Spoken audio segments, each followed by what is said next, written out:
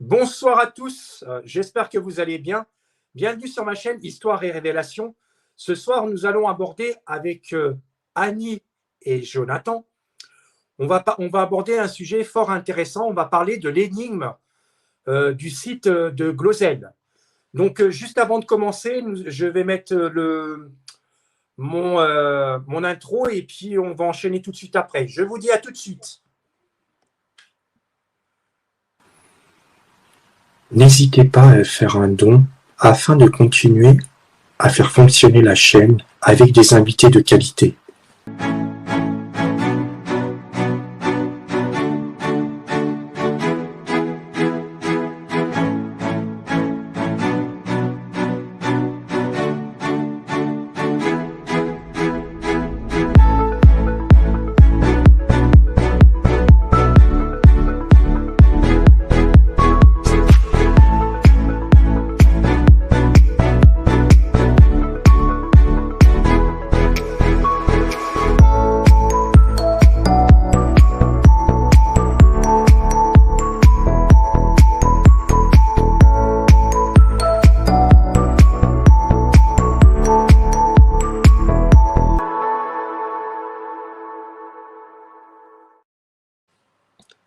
Annie, Jonathan, bonsoir à vous. Comment allez-vous? Bonsoir, très bien. Bonsoir, ça va bien aussi. Alors, quoi de neuf?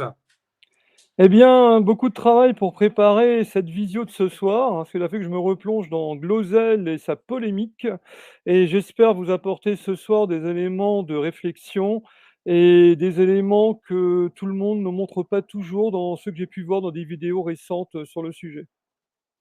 Ouais, parce que c'est vrai que ce soir, moi, j'y tiens à cœur parce que c'est vrai que le site de Glozell que vous allez nous présenter, vous deux, Mmh. me fait penser fortement à plusieurs sites archéologie qui se trouvent du côté de, on va dire, dans l'ensemble, c'est les Balkans. Et ça me fait penser exactement la même chose, c'est-à-dire que c'est des sites qui sont complètement oubliés ou qu'on a envie tout simplement d'effacer, si je peux me permettre de dire, de l'effacer de la trace de l'humanité, quoi, en fin de compte, parce Ouais. que c'est des sites qui sont vraiment anciens. Et je ne comprends pas qu'aujourd'hui, en 2023, il n'y a aucune statue, aucun interface qui se trouve au musée du Louvre.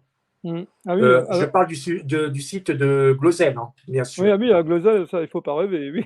En plus, Glozell est cité comme un cas d'école par de nombreux archéologues, comme un cas d'escroquerie et de canular, donc c'est pas étonnant.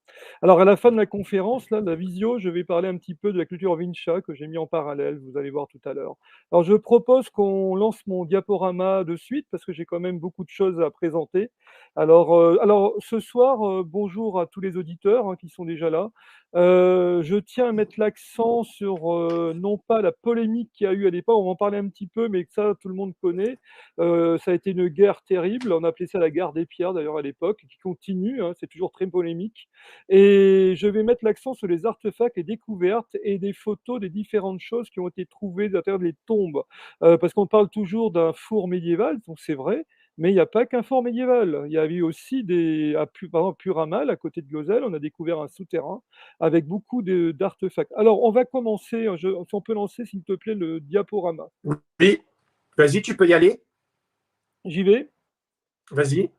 mais je ne le vois pas Attends, voilà, je le mets, vas-y. merci. C'est bon maintenant. Alors, donc Glozell ou l'énigme réenterrée, donc l'écriture est-elle née il y a 15 000 ans? Alors cette question-là, je m'y suis intéressé parce que pour, ceux qui me suivent un petit peu maintenant, j'étais en séminaire de recherche à l'École pratique des hautes études et ma spécialisation, enfin je suis une spécialisation en paléo-hébreu dans les écritures, qu'on appelle sémitiques de l'Ouest et notamment, l'écriture phénicienne également et donc l'histoire de Glozell m'a interpellé. Alors je l'ai découvert un peu par hasard. Alors je vais vous montrer, voilà. Alors d'abord, je dédie ce petit diaporama à Émile Fradin, donc, qui est le non, le petit-fils du paysan qui avait découvert donc en 1924, le 1er mars, enfin, le site, plus exactement ce qu'il a appelé la fosse ovale, ce qu'on appelait la fosse ovale. Voilà, là on voit une photo de cet homme avec une des tablettes qui avait été trouvée. Et ici, voilà, c'est Robert Charroux pour ceux qui connaissent. Alors moi, les anciens connaissent, les jeunes, je ne sais pas. Alors Robert Charroux, c'était un aventurier, alors bien sûr très controversé. Il a fait le tour du monde et dans ses livres, il avait parlé de Glosel. Il y avait d'ailleurs, si je ne me trompe pas, dans l'histoire inconnue des hommes depuis 100 000 ans, il avait mis une poterie et une tablette de Glosel. Donc c'est un des Français qui vont relancer un peu aussi, qui vont tenter de relancer les choses dans les années 60, mais sans trop de succès, parce que Robert Charroux, évidemment, était rejeté totalement de la communauté archéologique, parce qu'il avait des positions un peu particulières, on va dire, hein, sur l'origine de l'humanité, mais bon, toutes les théories sont intéressantes. Et vous le voyez à gauche ici, avec l'ingénieur Lenoir, qui avait mis au point l'un des premiers détecteurs de métaux civils. Et ce Charroux était aussi un chasseur de trésors qui a écumé pas mal de sites. Voilà. Alors, D'accord. Et voilà. dis-moi, comment t'es venu, justement à vous deux, de vous intéresser au site de Ah, Glosel? Comment alors vous êtes venu cette je vais idée? je vais laisser la parole à ma femme parce que Oui, c'est une drôle de coïncidence, Annie. Oui, je suis l'instigatrice, enfin bon, disons qu'en 2016, nous ne savions pas où partir en vacances et au hasard de mes recherches, j'ai dit: «Tiens, pourquoi ne pas aller en Auvergne? Pourquoi ne pas aller du côté de Vichy, vers Orion?» Tout ça, j'étais un peu attirée par cette région-là. Il y avait plusieurs locations. Bon, on en a trouvé une, qui nous intéressait, on l'a prise.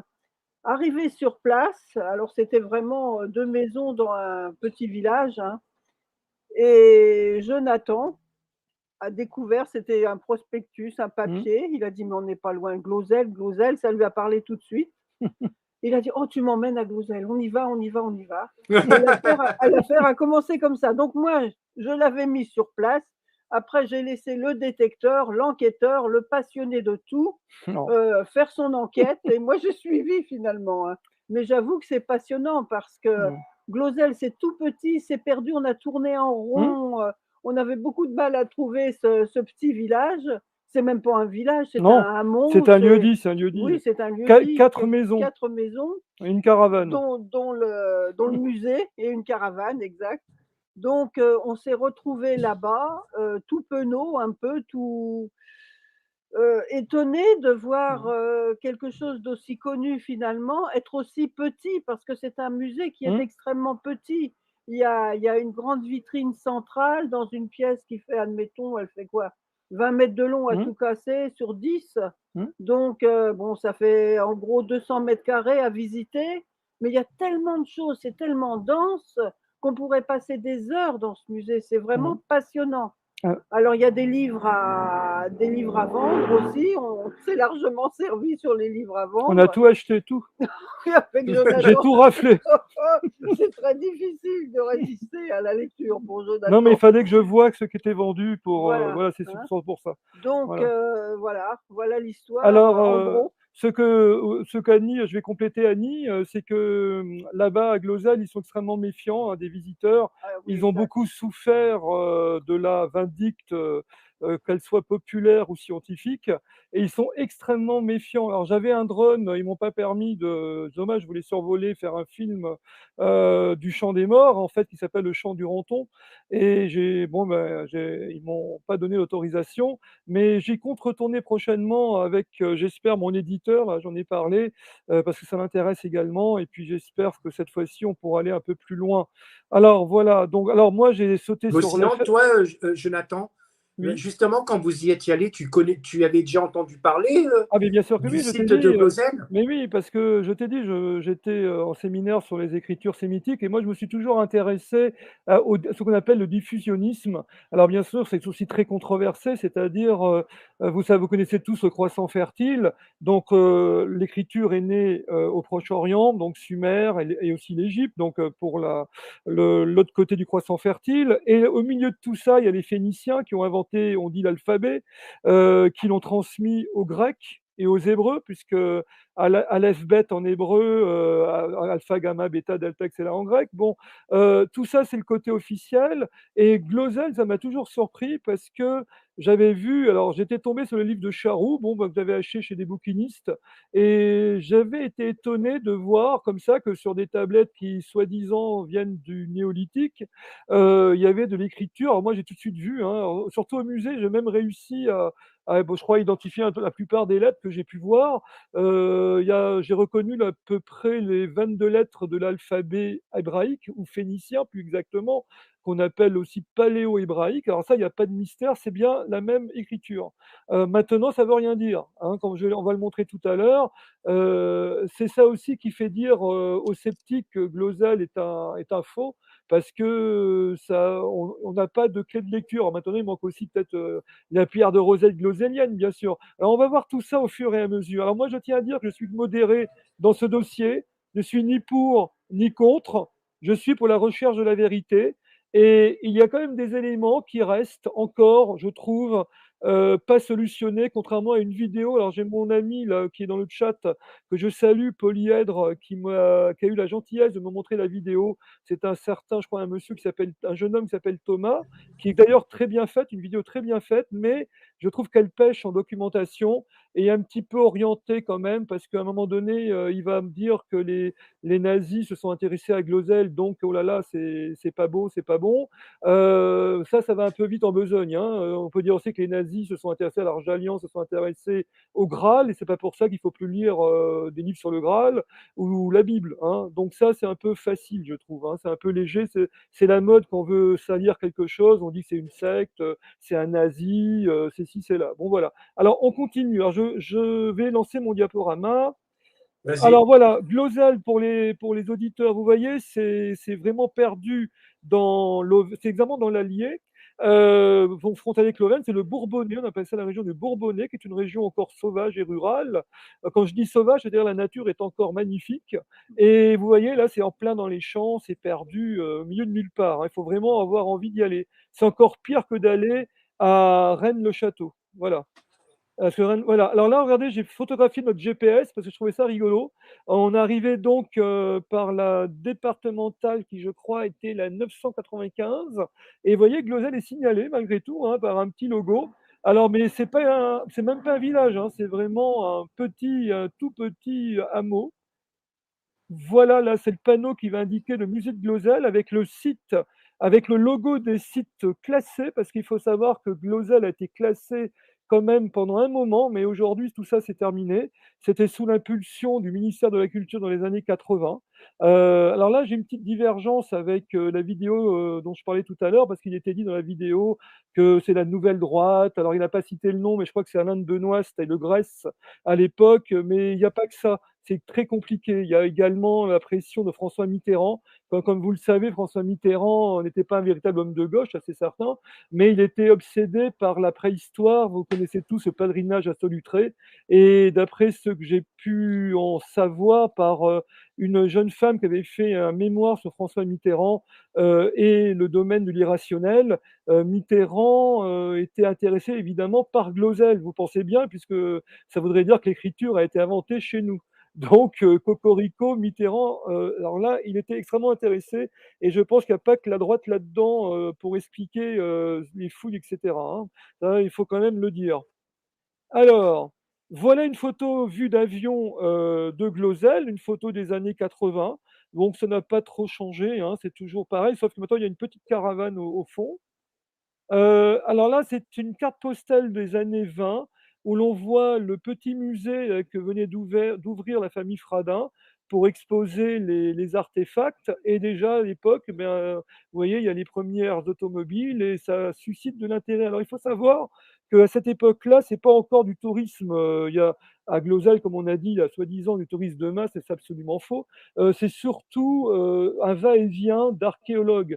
Alors dans la vidéo que je cite encore, parce que je l'ai écouté attentivement de Thomas, il explique que c'était des amateurs et tout ça, mais c'est faux. Il y avait peut-être des amateurs, mais il a même pas cité la commission internationale qui a été mise en place par les préhistoriens à la demande d'un aristocrate de la région qui voulait faire la lumière sur le sujet, et une commission internationale qui va comporter quand même, mine de rien, Miss Garrod. Alors elle, je tiens à en parler, parce que c'était l'enfant chéri, c'était l'élève chéri de l'abbé Breuil, rien que ça, messieurs, dames, parce que l'abbé Breuil, c'est ni plus ni moins, on peut dire, que l'un des papes de la préhistoire en France à l'époque, hein. C'est la référence, l'abbé Breuil. Bon, il y en a d'autres, mais c'était quand même quelqu'un de très important. Donc, ce ne sont pas des amateurs, je tiens à le dire tout de suite. Bon, alors Miss Garros est une élève de l'abbé Breuil, mais ce n'est pas une enfant de cœur, hein. Et vous avez aussi Arnold van Gennep, qui va s'intéresser au sujet, par exemple, qui est un grand anthropologue qui a écrit des livres qui sont encore étudiés aujourd'hui par les étudiants. Bon, pardonnez-moi cette répétition. Alors voilà, alors la suite.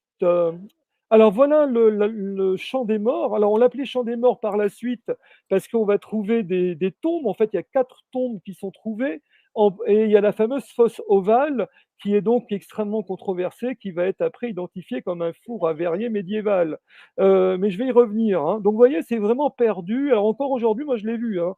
Alors ça s'appelle en fait le champ Durontan au niveau de l'étymologie, et le champ des morts. Alors ça, c'est un petit coup de médiatisation. Si je ne me trompe pas, ça c'est le bon docteur Antonin Morlet qui a dû rebaptiser le site. Voilà. Morlaix, qui est très important dans l'histoire, qu'on va le voir tout à l'heure.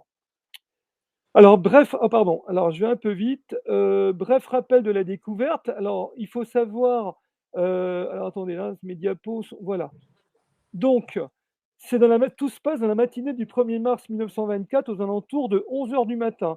Il faut savoir qu'à l'époque, Émile Fradin est tout jeune, il a 16 ans, et il y a la sœur qui est présente aussi. Là, on n'en parle plus de la sœur, mais la sœur Yvonne, il y a la sœur. Donc, il y a Yvonne, Émile et Claude, qui est le grand-père des enfants. Et ils vont s'apprêter à débroussailler cette parcelle qui était un petit peu abandonnée pour n'est-ce pas, pour un peu la remettre en état. Et Il veut simplement agrandir son champ voilà, et il essaie de l'agrandir, donc il défriche. voilà. Après, il essaie de labourer avec sa charrue. Et à un moment donné, la charrue va rencontrer un creux dans lequel elle va tomber. Voilà. Alors, Et une des vaches va d'ailleurs quasiment tomber à moitié dans le trou. Voilà. Alors, c'est pas terrible, D'accord, mais terrible. c'est un terrain qui leur appartient. Ah, tout à fait, tout depuis à le fait, 19e siècle. oui, oui. Depuis, je ne me trompe pas, 1870, on va le voir tout à l'heure, c'est le grand archéologue Salomon Reynac, qui n'a pas été cité par Thomas, excuse-moi, je le dis souvent, parce que c'est dommage. Salomon Reynac, il faut savoir quand même qu'on va le voir tout à l'heure, la guerre de Glozel va opposer d'un côté le grand, je dis le grand, parce que c'est des grands personnages, René Dussault. Alors lui, il est archi sceptique pour Glozel, c'est le chef de file des préhistoriens français, conservateur du musée du Louvre, et de l'autre côté, le grand archéologue Salomon Reynac, qui lui est un défenseur de Glozel. Et les deux personnages sont des archéologues de premier plan, hein, qui ont fouillé, qui ont fait des fouilles. Par exemple, Salomon Reynac est à l'école d'Athènes. Il va découvrir cette fabuleuse statue, oui, c'est une statue de bronze ou de cuve, je ne me rappelle plus, qui s'appelle le Gaulois, qui est une œuvre hellénistique magnifique. Et de l'autre côté, René Dussault va aussi contribuer. Lui va découvrir une statuette d'Hélios magnifique qui ressemble un petit peu, pour vous donner une image, à la tête de la Statue de la Liberté avec ses grands rayons. Donc les deux personnages sont honorables, sont des érudits, ce sont des grands savants, les deux. Et donc derrière eux se rangent les anti et les pour. Et c'est dommage que Thomas n'en a pas parlé du tout, parce que je pense que Thomas, quelque part, il minimise le truc, hein, parce que ne pas parler de ces deux grands personnages, je ne comprends pas. Mais enfin, c'est comme ça. Alors, la suite. Alors là, on a une photo d'époque. On voit à gauche le grand-père Fradin et à droite Émile, qui sont en train d'observer des vestiges, des briques qui a été retrouvée après que la charrue ait buté sur le site. Enfin, sur le site, oui. Alors, La vache, ils ont voilà. réussi à la sauver. Oui, ils ont réussi sans problème, ah oui, y a pas de évidemment. souci. Surtout qu'à l'époque, cette famille-là est assez pauvre, comme beaucoup de paysans de C'était la précieux. France d'alors. Et les bovins, c'est quelque chose d'extrêmement précieux pour les agriculteurs, hein, surtout à l'époque. Mm. Si vous voulez, les bovins ne servent pas qu'à la viande, au lait, ça sert aussi Bah comme non, elle tractait voilà, la charrue, là. des Hein. engins de trait, si vous voulez. Voilà. Voilà. Ouais.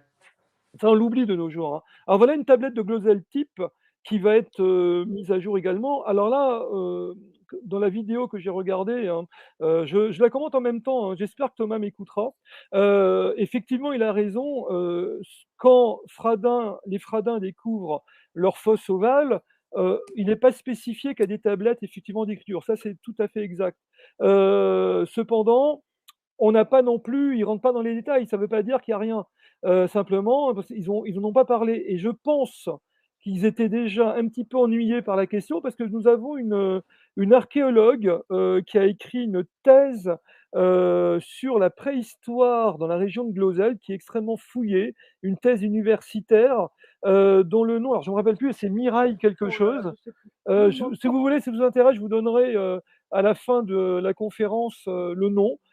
C'est une thèse qui est publiée, qu'on peut acheter, et elle va démontrer que les paysans locaux avaient déjà découvert des tablettes de ce style et des objets avec des lettres, mais dans les fermes alentours, et ils ne voulaient pas en parler, parce que d'abord, ça les intéressait absolument pas, ils ne savaient même pas de quoi il s'agissait, et on les retrouve aujourd'hui encore dans des remblais, dans des murs de vieilles fermes. Ils s'en étaient servis comme pour boucher des trous, pour consolider des murs, etc. C'est ça qui est amusant d'ailleurs. Un peu comme en Égypte d'ailleurs. Hein. En Égypte, on a le même phénomène.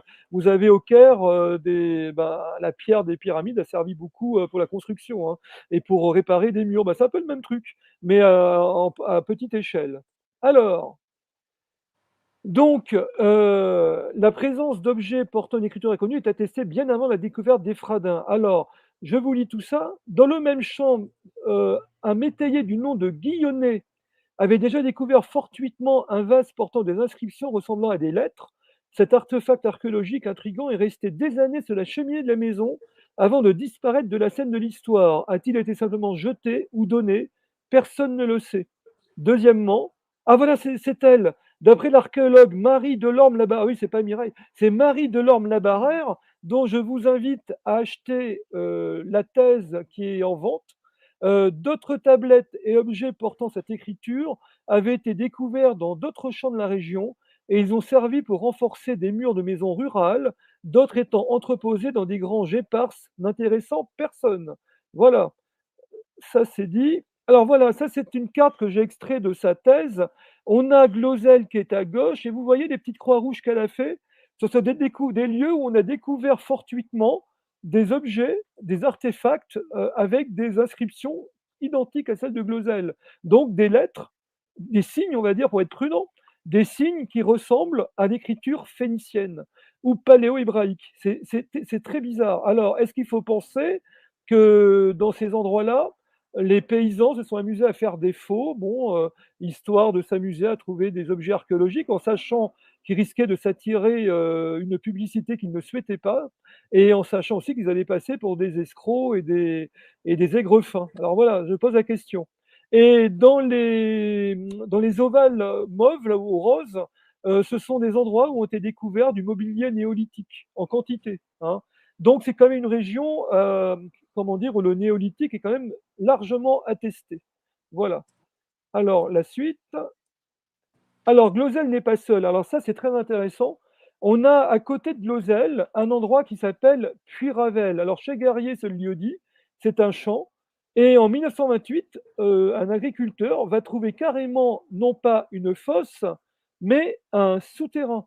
C'est un souterrain. Et dans ce souterrain, eh ben voilà, il trouve là c'est des pierres gravées, d'un côté avec un animal, de l'autre côté avec des signes, donc et qui ressemblent une fois de plus, encore une fois, à l'écriture phénicienne ou paléo-hébraïque. Là, vous voyez, à droite, vous avez un shin, vous avez au milieu, là, ça ressemble à un tau, vous avez un dalet à gauche sous forme un peu de delta, vous avez un et, Moi, vous voyez, qui suis, on va dire, entre guillemets, hébraïsant, antique, hein, pas sur les écritures anciennes, je le lis, là, enfin, je lis, je comprends pas, j'identifie les lettres sans aucun problème. Alors la question, c'est, soit c'est complètement faux, et donc, malheureusement, on se fait tous avoir, enfin, moi, je me fais avoir, ainsi que d'autres, aujourd'hui, ou alors, c'est réel, et ça pose un énorme problème. Voilà. Alors, la suite. Alors voilà, là, en haut à gauche, vous avez la photo de l'entrée du souterrain. En bas à gauche, vous avez le plan du souterrain. Et à droite, d'autres éléments qui ont été trouvés dans cet endroit. Vous voyez, donc il y a des pierres, etc., qui sont gravées. Vous avez des éléments tout à fait classiques de la culture néolithique, avec des haches polies, etc. Donc ça, personne ne remet en doute, hein, à ma connaissance. Puis Ravel, c'est mieux d'ailleurs documenté, c'est mieux accepté entre guillemets que Glosel. Et pourtant, ça y ressemble fort. Alors là, c'est la suite. Voilà, regardez, vous avez encore ici vous avez, je crois, un cheval, un équidé. En haut, vous avez aussi un équidé avec des lettres, enfin des signes. Alors j'ai des signes hein, parce que comme on ne sait pas exactement à quoi on a affaire, on va être prudent. On va parler de signes. Parce qu'une lettre, ça sous-entend un alphabet, ça sous-entend une langue écrite qu'on peut lire. Donc je vais être prudent. Voilà. Donc je dis des signes. Voilà. Alors la suite. Le galet aux rennes rayées, toujours découvert au Champ Mercier, près de Curavel. Alors, je tiens à vous dire à tous qui écoutent, là, si un jour vous avez envie d'aller faire des fouilles là-bas, je vous le déconseille, parce que, la législation française interdit toute fouille clandestine ou sauvage. Si vous allez, par exemple, avec un détecteur de métaux, alors là, n'en parlons pas, vous risquez gros. Alors, c'est strictement interdit. Et l'État, donc la République française, toute la zone est un périmètre strictement interdit aux fouilles. Voilà, hein, qu'elles soient clandestines. Et si ce sont des fouilles officielles, il faut passer par le canal. Les archéologues doivent demander les autorisations en bonne et due forme, hein, comme ils font pour d'autres sites. Et voilà, mais vous voyez, c'est quand même, il y a une chape de plomb dans cette histoire-là. Hein. On se demande bien pourquoi. Moi, je ne comprends pas. Vous voyez, si c'est vraiment une. Je vais être vulgaire, excusez-moi les amis, mais si c'est une connerie, je ne vois pas pourquoi il y a ce ramdam là-dessus. Hein. Enfin bon, encore aujourd'hui. Voilà. Ouais. Voilà, ouais, comme tu dis. Alors la suite. Alors voilà, alors on peut parler d'unité culturelle entre Glosel et les autres sites de la région. Alors à gauche, vous avez le fameux l'artefact, là, cet os qui comporte un cheval avec encore des inscriptions. Et à droite, vous avez par contre une pierre avec un équidé aussi, je crois, non, je vois pas bien, ça doit être ça. Mais là, par contre, il n'y a pas d'inscription. Alors, dans la vidéo dont je parlais tout à l'heure de Thomas, il explique que dans la région Auvergne, les eaux ne peuvent pas se conserver et que donc ils sont littéralement dissous par la nature acide du terrain. Donc, c'est pas possible. Donc tout ça infirme Glosel, en tout cas pour ce qui est des eaux. Or, là, je pense aussi qu'il faut nuancer les propos. Vous avez du côté de Clermont-Ferrand, il y a eu une très belle découverte d'un collier en os. Alors Clermont-Ferrand, le sol aussi, c'est pas extraordinaire. Hein, il ne faut pas oublier que l'Auvergne, c'est volcanique. Vous avez les plus grands volcans d'Europe en Auvergne, mine de rien. Vous avez un des puits dont le cirque fait à peu près 10 km de diamètre. Alors si un jour ça se réveille, je ne vous raconte pas les dégâts. Ça serait terrifiant. D'ailleurs, Arum Taziev avait dit qu'un jour, ça se réveillera. On ne sait pas quand, ça peut être demain, ou dans 100 ans, ou dans 1000 ans, mais ça risque de revenir. Donc, heureusement, pour l'instant, tout va bien. Mais donc, effectivement, c'est un sol difficile pour le mobilier archéologique, mais on a découvert donc un collier en os dans la région de Clermont-Ferrand, qui est exposé dans un musée d'archéologie. Alors, j'ai oublié encore, excusez-moi, je perds la mémoire, c'est le musée qui est à côté de Clermont. Vous pouvez regarder sur Internet. Alors, bien sûr, le collier d'os a été découvert dans une sablière. Donc, la sablière, effectivement, c'est un peu moins acide. Mais il faut pas dire qu'il n'y a rien en os en Auvergne. C'est faux. C'est absolument faux. Voilà, ça, c'est pas vrai. Alors, dans le Bourbonnais, alors je ne me rappelle pas s'il a dit le Bourbonnais, en fait. Alors, le Bourbonnais, effectivement, c'est plus difficile. Mais il faut vérifier tout ce qu'on dit. Hein. Il faut toujours vérifier par vous-même. C'est très, C'est très ça. important. Et si possible, pas sur Internet, mais dans des ouvrages spécialisés d'archéologie. Moi, j'invite tous les auditeurs à se renseigner et à acheter des bulletins d'archéologie locale. C'est extrêmement important. C'est là qu'il y a la matière première. Tout le reste, c'est du blabla. Voilà, pour moi. Hein. Alors, la suite. Alors, on va voir que Glozell, ça a été horrible. Ça a occupé pendant d'une bonne dizaine d'années les médias de l'époque. Les caricaturistes en sont donnés à cœur joie. Là, vous voyez, ne vous inquiétez pas, je vous invite à dîner, mais on ne va pas parler de Glozell encore. Donc, dans le progrès de l'année, le 26 février 1928, il faut savoir que ça a déclenché une véritable guerre, mais une guerre intellectuelle terrifiante où tous les moyens sont bons, diffamation, procès, faux, usage de faux, et pas du côté fradin, justement. On va le voir, et ça, notre vidéo n'en parle pas, je ne comprends pas pourquoi.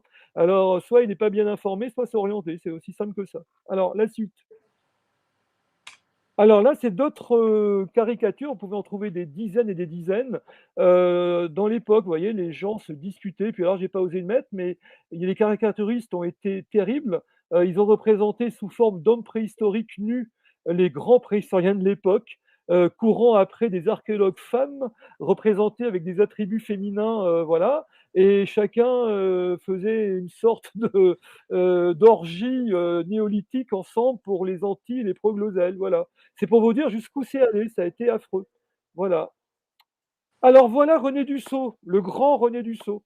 Alors je dis le grand parce que moi j'ai toujours du respect pour les savants de ce type, parce on est au début du XXe siècle et il faut savoir qu'on est encore dans comment dire, le vent, la, l'extrême richesse de pensée de la fin du XVIIIe siècle en France, où c'était vraiment terrible. Et à cette époque-là, les gens, il y avait beaucoup ce qu'on appelait des polymathes, c'est-à-dire des gens qui étaient capables d'avoir un savoir approfondi dans différents domaines, que ce soit l'archéologie, l'anthropologie, le folklore, l'astronomie, la chimie, etc. Alors lui, René Dussault, c'était à ce cas-là, hein. C'était un type qui était capable de vous parler de préhistoire de manière extrêmement détaillée, approfondie. Il a fait des fouilles, etc.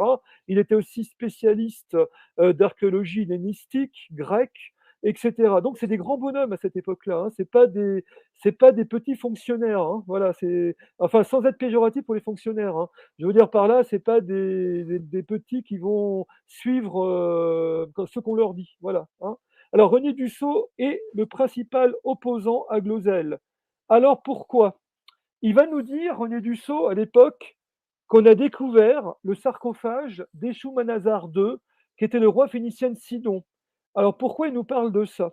Alors il a été découvert en 1855. Alors vous pouvez voir que le sarcophage est de style égyptien. Pourquoi? Parce que la civilisation phénicienne, et les rois de Sidon notamment, étaient sous la coupe de la grande civilisation égyptienne, et l'Égypte ayant une culture rayonnante, ils ont influencé le costume et l'art phénicien. Voilà. D'ailleurs, après l'influence de l'Égypte, lorsque les Perses et après les Grecs vont dominer l'Égypte, les Phéniciens vont adopter peu à peu une influence aussi grecque. Donc, en fait, le Liban, si vous voulez, comme la Palestine, Israël, sont un lieu de passage et comment dire, et de guerre d'influence, enfin même pas de guerre, c'est des influences tout court entre le Oui, Babylone, on en a parlé à la fois Sumer, et de l'autre côté l'Égypte. Et donc ça s'en ressent dans l'art. Voilà. Donc là, vous avez ce sarcophage magnifique. Et voilà la pierre d'achoppement, elle est ici. Vous voyez, c'est du phénicien. Et René Dussault va dire, ah, mais le docteur Morlaix, donc qui est le personnage qui va faire connaître Glozell aux préhistoriens, qui appartenait à la société de préhistoire du Bourbonnais, ben voilà, le bon docteur Morlaix va vite en besogne et va s'inspirer des découvertes récentes, notamment de ce sarcophage, pour dire ça y est, Glozell, c'est phénicien, c'est antérieur aux Phéniciens, il faut tout revoir. Et René Dussault ne va pas hésiter à attaquer les Fradins, à attaquer Morlaix, mais de manière très, comment dire, très dure. Il va même leur intenter un procès, comme nous allons le voir. Alors là, on a la stèle du roi moabite Mécha, découvert en 1868. Alors c'est toujours pareil. Là, je vais mettre un gros plan. Voilà. Alors il faut savoir que la partie que vous avez ici, couleur ocre, c'est la partie originale, et la partie noire, c'est celle qui est reconstituée par les archéologues, hein, parce qu'il est possible de reconstituer à peu près les textes lorsqu'on connaît bien l'épigraphie, et donc de reconstituer un texte à partir de fragments. Ça se fait couramment, hein. C'est ce qui a été fait aussi, par exemple, pour les manuscrits de Qumran. Alors, c'est la même chose. Dussault va accuser Morlet et les Fradins de faux et de cuire des tablettes donc récentes et de les copier, de s'inspirer de ces découvertes-là. Alors, en plus, Dussault va avoir un argument qui est massu quand même à l'époque. Il va nous dire mais l'écriture qu'on a ici, phénicienne, elle est tardive. Or, si les pierres, les tablettes de Glosel sont néolithiques, c'est pas possible que ça soit sous cette forme d'écriture. Là-dessus, il n'a pas tort, Dussault. Donc, Dussault va dire il faudrait que ça soit une forme d'écriture archaïque, comme le paléo-hébreu, qu'on a découvert dans le Sinaï. Je ne sais pas si vous le savez, mais au Sinaï, les archéologues ont découvert des signes qu'on appelle paléo-hébreux et qui sont très anciens. Ils doivent, je crois qu'ils datent à peu près de 2300 avant notre ère, et c'est l'ancêtre de ces écritures-là. Donc Dussault va dire, mais si Glosel est réel, pourquoi l'écriture n'est pas proche de ce qu'on appelle le sinaïtique et pas comme ça, une écriture aboutie. Voilà. C'est un des arguments de Dussault, ça aussi, hein. Alors, Dussault, alors voilà, alors là, je vous montre à nouveau une tablette de Glosel. Donc, vous voyez, alors la différence avec l'écriture phénicienne qu'on voit dans les tablettes, pardon, dans les monuments, dans le mobilier archéologique, c'est qu'elle est beaucoup plus grosse. Elle est presque, comment je dirais, elle n'est pas archaïque, hein. Elle est presque naïve. Voilà, il y a quelque chose qui. Alors là, c'est vrai que ça peut interpeller. Mais vous avez vraiment tous les signes ici de l'alphabet phénicien qu'on a vu tout à l'heure, hein. N'importe quelle personne qui connaît ça peut l'identifier sans aucun souci. Alors, Bruno Dussault affirme que le docteur Morley identifiera abusivement sur 9 tablettes découvertes à Glosel entre le 28 septembre 1925 et le 18 février 1926 des caractères phéniciens empruntés à la stèle de Mécha et au sarcophage d'Enoumasar II. Problème, ces mobiliers archéologiques sont récents par rapport à la prétention de Glosel d'être un site néolithique. Pire, ce phénicien est récent, un phénicien abouti. Vous voyez ce que je vous disais. Or, cette écriture s'est forgée lentement, progressivement. Les lettres de Glosel ne peuvent être que des faux grossiers reposant sur un mirage. Alors j'ai fait exprès de dire reposant sur un mirage, parce que là, il attaque directement Salomon Reynac, qui avait écrit un livre qui s'appelait Le mirage de l'Occident. Alors j'y reviendrai plus loin pourquoi. Alors voilà, monsieur Dussault. Alors là, Dussault est quand même pas terrible. Il veut tellement casser Glosel qu'il va envoyer une lettre anonyme à un quotidien pour dire oui, Glosel, toutes les tablettes sont des faux, etc. Donc à charge d'Émile Fradin pour encore plus l'enfoncer. Mais Dussault va se reconnaître l'auteur de la lettre anonyme. Bon, il a eu l'honnêteté de le dire, mais vous voyez, tous les moyens sont bons pour écraser Glosel. Alors là, je peux vous le dire, c'est horrible, hein. Alors lui, il craint rien, hein, Dussault, il s'en fout, hein. Alors, comment dire, il se révèle l'auteur de la lettre anonyme parce que en plus, vu son statut à l'époque, il est intouchable, hein. Donc, il s'en fiche, hein. Dussault contre les Fradins, c'est pas le même poids, hein. Les uns, c'est des agriculteurs du Bourbonnais, du fin fond de la France. C'est un patelin qui a un mot qui est même pas connu de Paris ou des grandes villes, hein, de l'époque, Bordeaux, etc. Et donc, voilà. Donc, il peut se le permettre. C'est comme ça. Alors, la suite. Alors là, c'est un extrait encore d'un journal de l'époque. Les anti-gloséliens contre-attaquent. Monsieur Dussault, conservateur du musée du Louvre, tient le jeune Fradin pour un faussaire. Les gloséliens fortifient leur position. Alors en fait, dans cette histoire-là, il y a bien un procès qui va être intenté, hein. Donc Fradin, alors on confisque le matériel de Fradin. Donc on voit ici une caisse fragile à ne pas retourner. La gendarmerie perquisitionne le jeune musée qui vient d'être fait. Alors un musée vraiment un petit, hein, comme a dit Annie, à l'époque c'est encore pire, c'est pauvre, hein, c'est quelque chose, c'est des planches avec les artefacts mis devant, dessus, pardon. Et en fin de compte, Fradin va être innocenté de fraude. Voilà. Il sort innocenté, mais extrêmement sali. Alors ça, pour être sali, il est sali. Et Ouais, ça bah, va de toute lui coller façon, toute sa vie. une Voilà. fois que tu es sali, c'est un peu compliqué après, hein. Et pourtant, il a été innocenté, hein. Voilà. Alors, ensuite. Alors, on va voir la découverte de Glosel. Là, c'est Madame Morlaix qui découvre une tablette d'inscription. Donc, alors, vous allez voir, le site a été fouillé de A à Z à l'époque. C'était intense, hein. On va voir ça ensemble. Alors, le premier défenseur de Glosel, c'est le docteur Antonin Morlaix. Alors, sans Morlaix, effectivement, on n'aurait peut-être pas connu Glosel. Parce qu'il faut savoir que donc, les Fradins n'avaient pas envie d'en parler, ça les intéressait pas trop. Et c'est lui qui connaît Émile Fradin. Et donc, il va voir dans la société donc, des archéologie du Bourbonnais, dans un des bulletins, on parle donc, de la découverte de cette fosse ovale.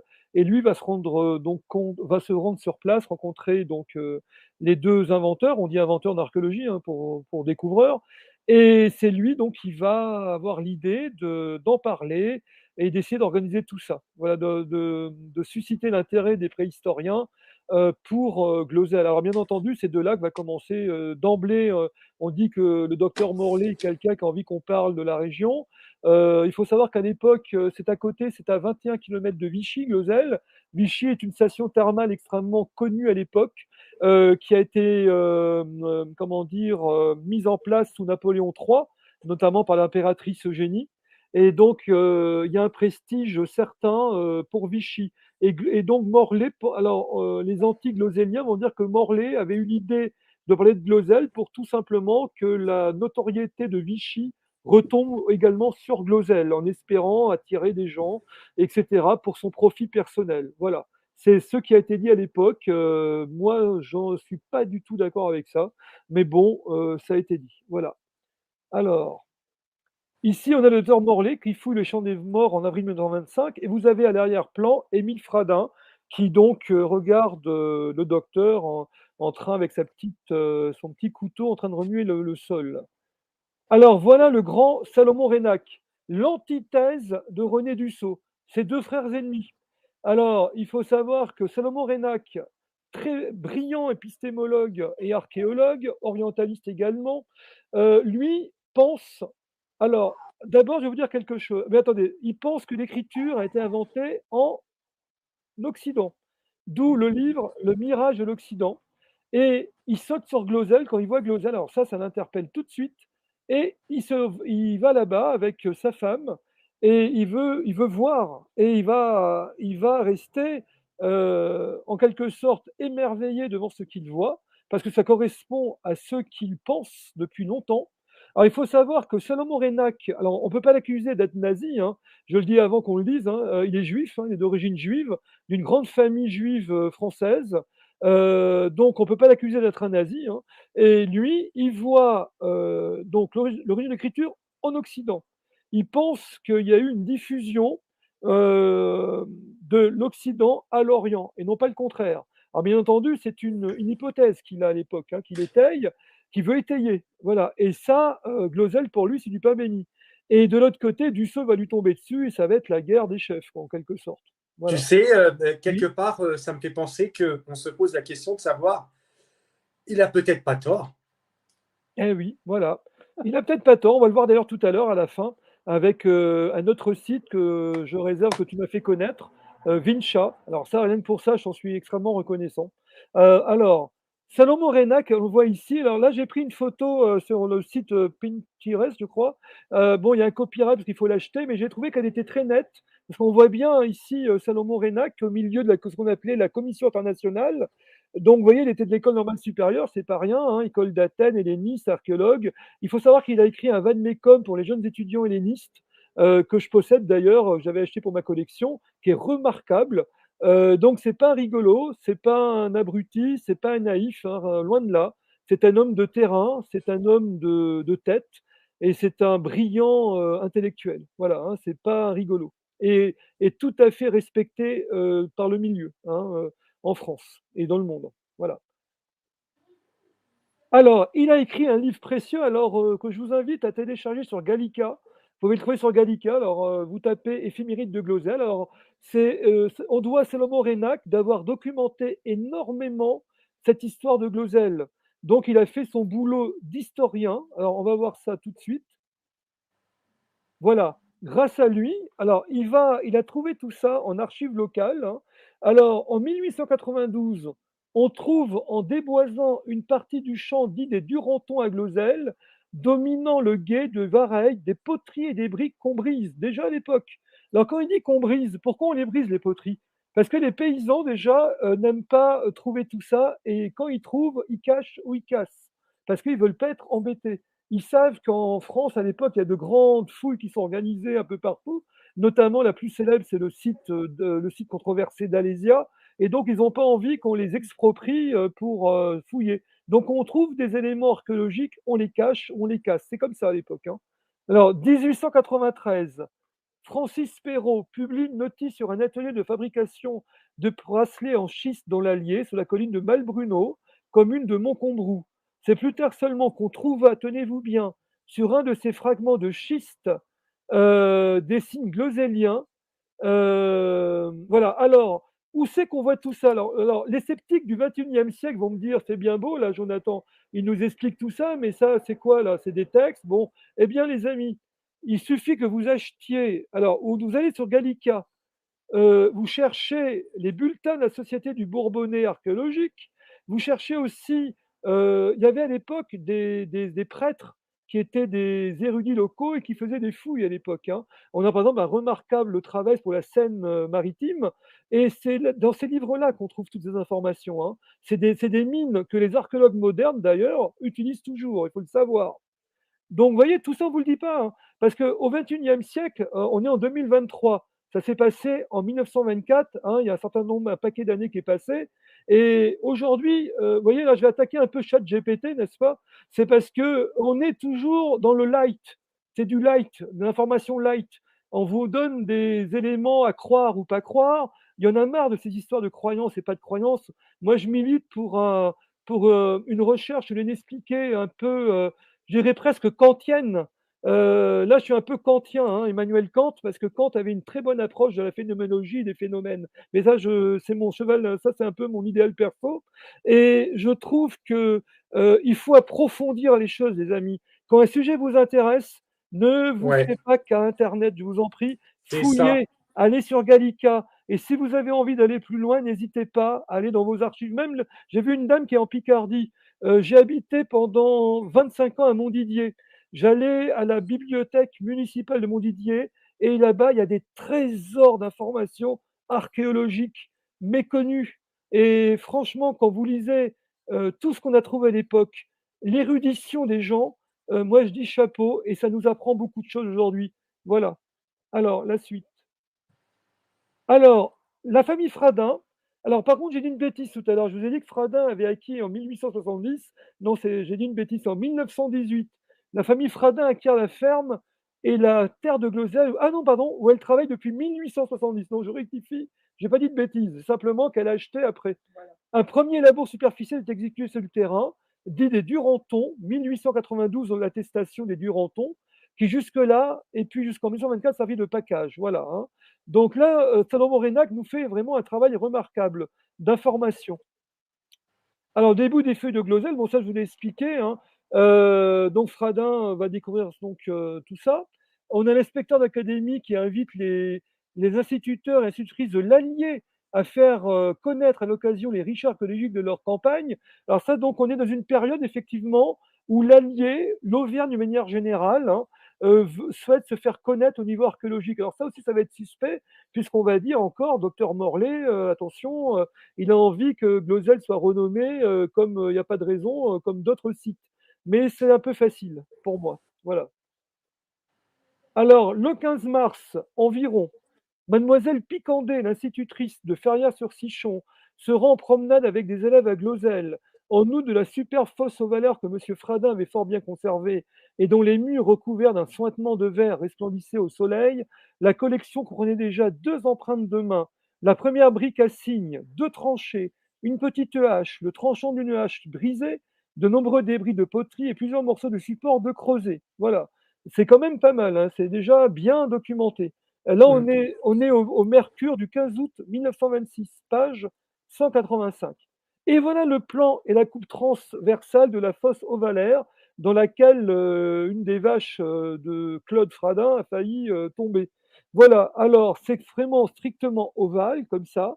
Vous avez la coupe aussi, vous voyez comment ça se présente, et vous avez au milieu les éléments, les fameuses briques. Alors là aussi, il y a une polémique parce qu'on va dire beaucoup plus tard, je dis bien beaucoup plus tard, que en fait tout ça est faux, qu'il n'y avait pas d'artefact là-dedans et que ça n'avait même pas la forme d'une fosse ovalaire. Alors ça, je demande à voir parce que si on se fie à la documentation disponible dans les années 20, que ça soit chez les anti ou les pros, tout le monde était d'accord pour dire que c'était une fosse ovalaire, hein. Donc, je voudrais savoir d'où on sort maintenant que c'était pas du tout ça, et que c'était juste uniquement un four de verrier. Bon, alors on a découvert du verre, c'est vrai, hein, même le père Fradin va le dire, hein. Il va dire que sur les parois, il y a du verre. Donc effectivement, il y a eu un atelier de verre médiéval. Et en fait, Glosel, il y a beaucoup d'éléments hétéroclites. Je vais y revenir tout à l'heure. Alors, ici, vous avez un gros plan de la fosse ovale que j'ai extrait de la thèse de cette dame dont j'ai parlé tout à l'heure, hein. Alors, vous avez ici, donc c'est détaillé, hein, je ne sais pas si vous voyez bien à l'écran, donc les grandes briques, etc., du dallage. Donc, c'est vraiment quelque chose, bon, c'est ce qu'on appelle un mobilier, c'est un mobilier archéologique inattendu. Ah, voilà, et ça, c'est des photos des tombes des autres endroits qui vont être découverts sur le champ du Ronton, et là, qui sont vraiment des tombes, hein, des tombes à part entière. Là, il n'y a aucun doute. Voilà. Mm. Le doute va être dit plus tard, effectivement, pour bien casser tout ça. Alors, la suite. Vous avez ici, voilà, ici vous avez à gauche qui est à genoux le grand-père Fradin, et à droite vous avez un préhistorien qui est en train d'entrer dans la tombe. Je crois que c'est plus laquelle, c'est la tombe numéro 2, je crois. Donc on entre dans un boyau comme ça, et puis on va prendre le mobilier à l'intérieur, et elles vont même être un peu éventrées, hein, on va le voir tout à l'heure. Alors ici, vous avez, voilà, il y a du beau monde, hein. C'est, Ouais. alors, vous avez, c'est vraiment l'époque et on est en chapeau, etc. C'est assez amusant. Et vous avez ici ce qu'on a appelé le comité donc international de Glosel, qui ne comporte que des préhistoriens, hein, ce ne sont pas des amateurs lambda, hein. Et vous avez donc cette dame, alors je ne sais pas si on la voit là, oui, vous la voyez sur la droite de la photo avec le chapeau cloche Avec qui son sac. voilà, avec son petit sac, c'est Miss Garrod, une Britannique, qui est une élève brillante de l'abbé Breuil, et dont l'abbé Breuil lui a donné la mission de faire la lumière sur cela. Et vous avez d'autres préhistoriens, dont j'ai oublié les noms, hein, qui sont de différentes nationalités. Donc c'est international, hein, ça a quand même attiré du monde. Voilà, donc il y a tout ce beau monde. Et là-dedans, vous avez des. Alors, en fait, ils sont tous plus ou moins anti-gloséliens, mais ouverts, on va dire, à l'époque. Voilà. Ensuite.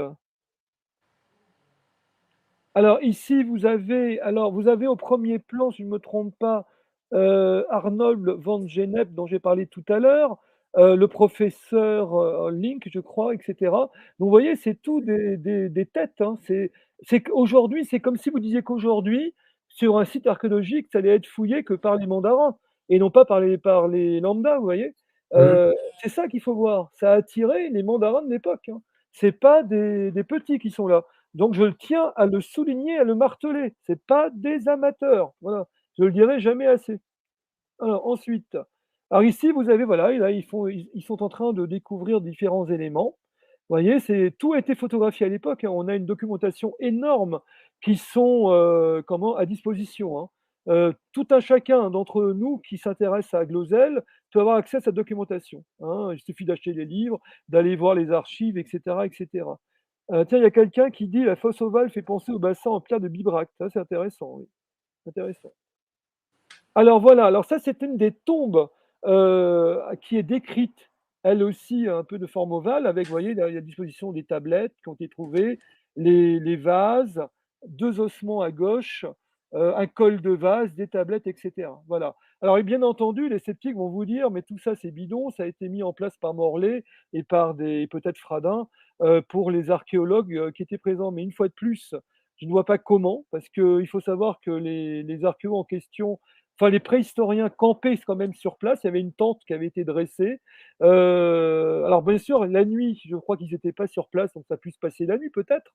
Mais je crois que c'est un peu léger comme critique. On peut tout critiquer, hein. Moi, à ce moment-là, je peux dire que on peut dire pourquoi pas que, comment dire, que Howard Carter, a fait fabriquer des artefacts dans la tombe de Toutankhamon, pourquoi pas? Je ne sais pas si les auditeurs le savent, mais il y a une énorme polémique avec, comment il s'appelle? Comme le buste de Nefertiti. Néfertiti au musée de Berlin. Vous savez que c'est peut-être un faux et c'est même certainement un faux.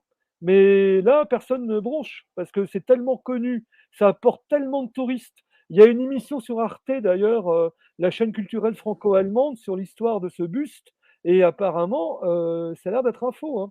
Et bien entendu, personne ne bronche. On ne verra jamais une vidéo sur ça. Voilà. Parce que celui qui va faire une vidéo sur cela, croyez-moi, il va avoir des ennuis, hein. Donc on se tait. Alors maintenant, on va passer à d'autres sites en Europe où on a vu des éléments similaires. Alors, le site d'Alvao, hein, qui est connu depuis la fin du XIXe siècle, est au Portugal, au nord du Portugal. Et là, vous allez voir, voilà, on a découvert aussi ces éléments gravés sur des pierres. Regardez l'écriture. Ça ressemble encore aux Phéniciens, ça ressemble à Glosel, ça ressemble à ce qu'on va voir tout à l'heure, la culture Vincha. Franchement, on a l'impression qu'il y a une culture. Alors, si Glosel est authentique, hein, je suis prudent, si tout ça est authentique, ça se tient. Alors, il y a une diffusion, là, il y a quelque chose de particulier. Sauf à penser que là aussi, c'est des faux. Bon. Alors, c'est vrai qu'à cette époque-là, oui, au Portugal, au XIXe siècle, il y a eu beaucoup de faux, et notamment chez nos amis, devinez, américains. Voilà, les Américains qui n'ont pas d'histoire, qui ont quand même écrasé la culture amérindienne, qui ont fait un véritable génocide avec les Indiens, parce que moi j'aime beaucoup la culture amérindienne et ça m'énerve, on n'en parle jamais, de ce qui s'est passé, je veux dire. Ils ont fait des faux, et des faux de pierre, des tas de trucs, et dont on parle encore aujourd'hui dans certaines émissions américaines, hein, dans certains talk shows. Et je trouve ça honteux. Alors, tout le monde dit Amen, tout le monde bave devant, et dès qu'on parle de Glosel ou de la culture Vincha ou d'autres, alors là, c'est la levée de bouclier. C'est quand même pas normal, hein. Voilà, c'est pas normal. Moi, ça m'énerve personnellement. Voilà. Alors ici, on a la présentation des artefacts découverts à Glosel par Salomon Reynac. Alors là, je vais aller un petit peu vite. Vous avez donc ces tablettes, parce que voilà. Alors voilà les tailles. Vous voyez, ici, j'ai extrait d'un film de Lina qui circule sur Internet. Vous voyez la taille, il y a des grandes, des petites. Il y a celle-ci, par exemple, qui est beaucoup plus petite. Vous voyez comment c'est fait. Voilà, donc c'est gravé sur de l'argile. Alors effectivement, ça ressemble à nos tablettes sumériennes, mais en beaucoup plus grand. Voilà, c'est plus grand. Et les signes sont vraiment très nets là, hein, voilà.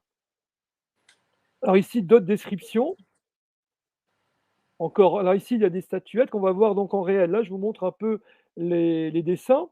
Il faut savoir qu'en archéologie, le dessin est extrêmement important. En général, le dessin est plus important que la photo. Et encore de nos jours, dans les équipes de chantier, de fouilles, vous avez le photographe et vous avez le dessinateur, hein, encore aujourd'hui. Oui, Hein, tu le sais, ça, c'est extrêmement oui. important en archéologie. Voilà. Parce qu'on dit que l'œil humain, mine de rien, capte plus de détails qu'un appareil photo. Voilà, malgré tout. Alors ici, vous avez d'autres. Alors là, vous avez des idoles qu'on va voir tout à l'heure, des vases, des vases zoomorphes, etc. Ah, et je tiens. Alors ça, c'est très intéressant. Regardez bien en bas à droite, Oui, l'espèce d'objet qui est indéterminé. Il n'y a pas de. On ne sait pas qu'est-ce que c'est. Eh bien, exactement le même a été découvert, tenez-vous bien, en Bulgarie, dans l'ère de la culture Vincha, et a été exposé, rien que ça, non pas dans un obscur musée quelconque, mais au musée des Antiquités nationales de Saint-Germain-en-Laye, qui est le deuxième plus grand musée de France après le Louvre. Voilà. Et ça, alors moi, quand j'ai vu ça et que j'ai comparé avec ceux qui étaient du musée de Belgrade, moi, j'avoue, je suis tombé par terre parce que c'est identique, hein. Donc là, comment expliquer la chose? Alors, ensuite, alors ça, c'est les fameux harpons dont les anti-gloséliens vont dire que c'est grossier, patati patataire. Bon, j'invite aussi les auditeurs à voir un musée qui est très intéressant et méconnu, qui est le musée dans le Vexin de Guéry-en-Vexin, qui a des collections entières de harpons, etc. Et vous verrez qu'il y en a qui sont très beaux et il y en a qui sont grossiers. Voilà, donc on n'a pas dit que c'était des faux là, hein. Et là, pour mon ami là aussi, avec qui je parle des fois, GB, là, qui est sur le chat, en bas à droite, vous avez une main là. Et cette main, elle est disproportionnée en taille. Vous allez les voir tout à l'heure. Alors, est-ce que c'est quelqu'un qui a fait comme ça pour faire une grande main, ou c'était des gens de grande taille qui ont laissé leur empreinte? Ou alors, tout simplement, c'est un faux, évidemment, et on n'en parle plus. Voilà, petit clin d'œil à GB. Alors ici, on a d'autres idoles, voilà, tout à fait typiques du néolithique, hein, à droite, hein. On en trouve dans d'autres sites des idoles comme ça, hein. Alors quand on dit idole, hein, attention, il faut que vous sachiez qu'en archéologie, on classe dans idoles, religieux, spiritualité, et cetera, souvent des éléments dont on ignore tout, hein. C'est commode, voir le site de Göbekli Tepe en Turquie. Göbekli Tepe, au départ, on a dit: «Oh là là, c'est un site cultuel, religieux», tout de suite. En fait, c'est pas certain. L'archéologue allemand qui a découvert Göbekli Tepe, dans son livre, qui est d'ailleurs fantastique, va dire qu'en réalité, on n'en sait rien. Et ça pourrait être également un site culturel néolithique. Et je vous rappelle que Göbekli Tepe est un tremblement de terre en archéologie, hein. Dans la préhistoire, c'est quand même un monument très avancé et qu'on ne pensait pas pouvoir exister. Voilà. Et ça, c'est pas un faux apparemment, hein. Dieu merci. Voilà, ils oseront jamais le dire parce que d'abord, c'est un archéologue qui l'a découvert officiel en Turquie. Croyez-moi, celui qui va dire que c'est un faux, il va avoir des problèmes. Voilà. Alors la suite. Alors là, d'autres 8 tablettes, Ostraka, etc. Voilà, alors là, des figurines. Alors, vous voyez les figurines humaines, là, comme ça peut vous paraître cuculapraline, hein. C'est vrai que ça, on pourrait croire que c'est un gosse ou quelqu'un, un analphabète qui a fait ce petit dessin, mais pas du tout. On en trouve aussi ailleurs. En fait, il y avait des hommes pris, je crois que c'est comme aujourd'hui. Vous aviez des hommes qui étaient certainement doués dans le dessin, et puis d'autres beaucoup moins.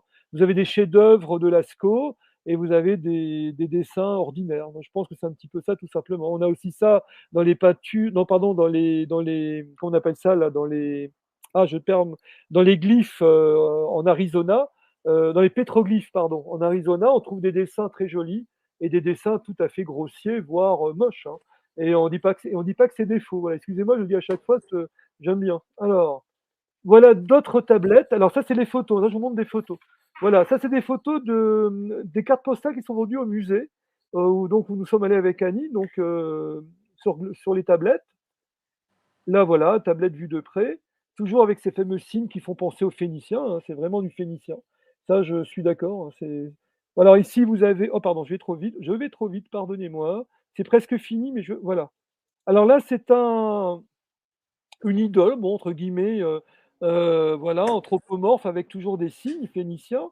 Voilà, on dirait un hibou, dit ma compagne, hein, c'est vrai, pourquoi pas un hibou.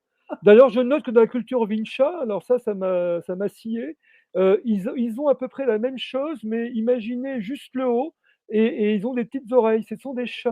Et apparemment, les Vincha avaient ou une vénération ou une admiration pour les chats, comme en Égypte, semble-t-il. Alors, je dis comme en Égypte avec beaucoup de prudence, hein, parce que là, je vais me faire tuer. On va dire simplement qu'ils aimaient les chats, on va dire. Et ça, c'est sympa, je trouve. Alors voilà, les petits félins.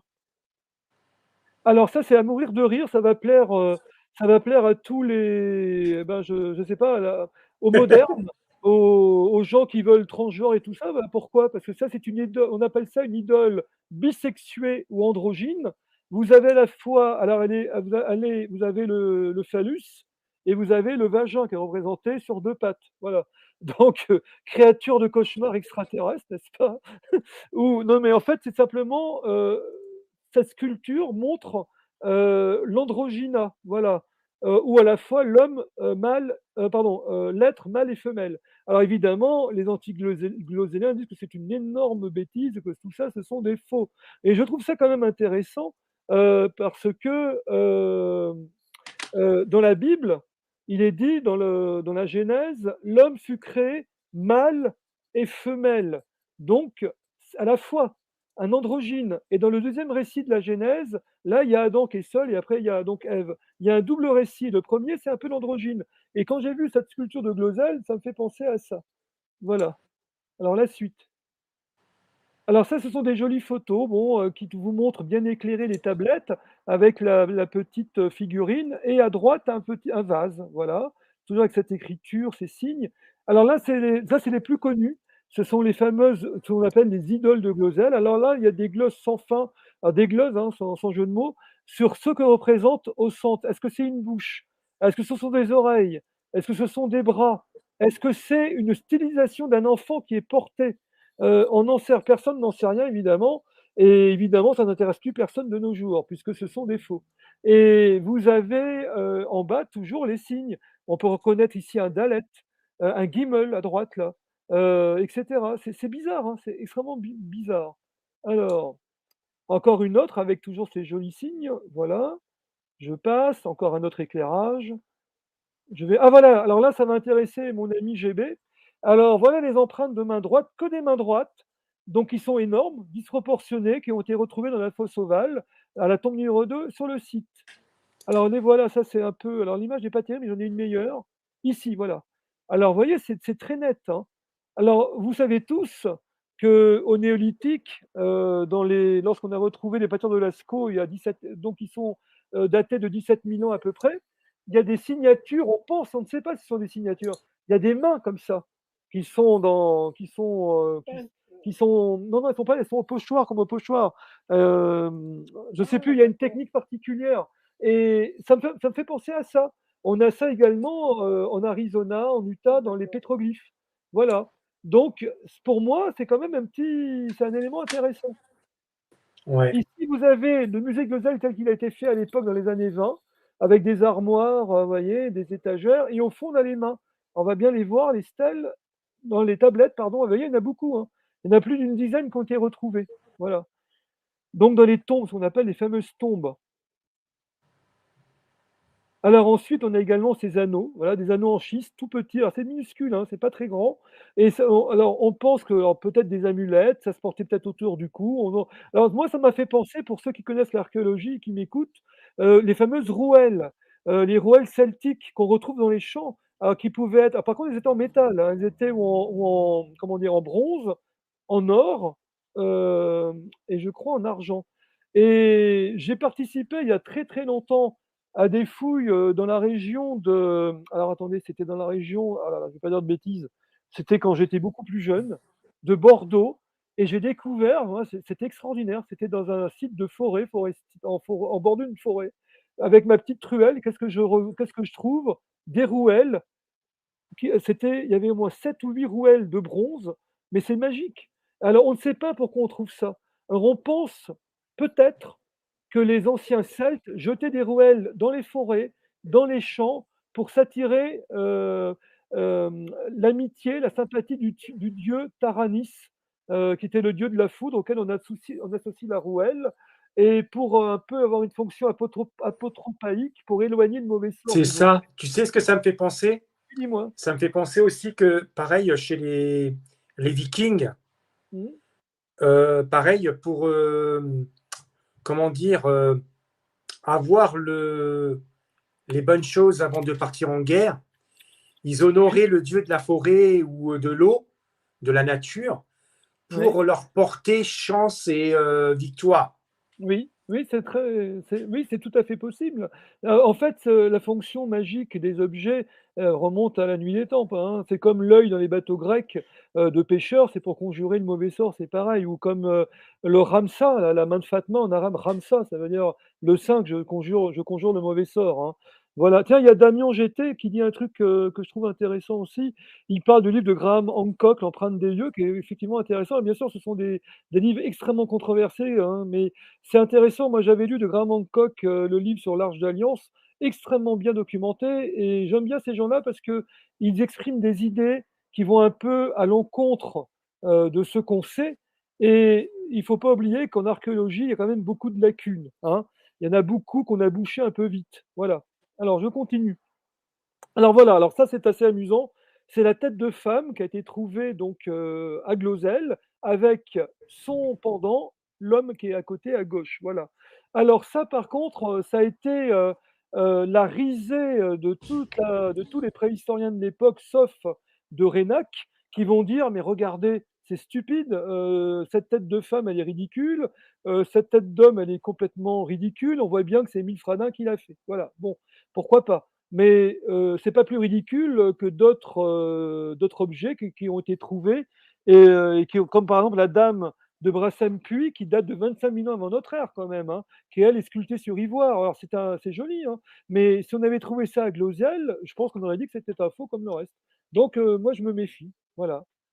Alors ensuite, alors ça c'est très intéressant, un être androgyne, alors on ne sait pas très bien, il a des signes lui aussi, des lettres en bas de type sinaïtique ou phénicien, voilà. Et en haut, vous avez un visage barbu, il a des seins ici et un ventre. Alors on voit pas bien, mais il y a une sorte de ventre. Donc on a dit que c'était un être androgyne qui pourrait correspondre à la figurine de tout à l'heure d'ailleurs. Et là, il y a une autre représentation, une autre photo ils disent que c'est un chasseur. Donc en fait, les gens à l'époque qui ont étudié ça, qui ont essayé de comprendre tous ces artefacts n'ont pas pu le savoir, comme d'ailleurs dans d'autres dossiers de l'archéologie, hein, officiels d'ailleurs. Voilà, donc on ne peut pas dire, hein. Et moi, quelque part, ça m'a fait penser, alors bon, vous allez rire, mais D'accord.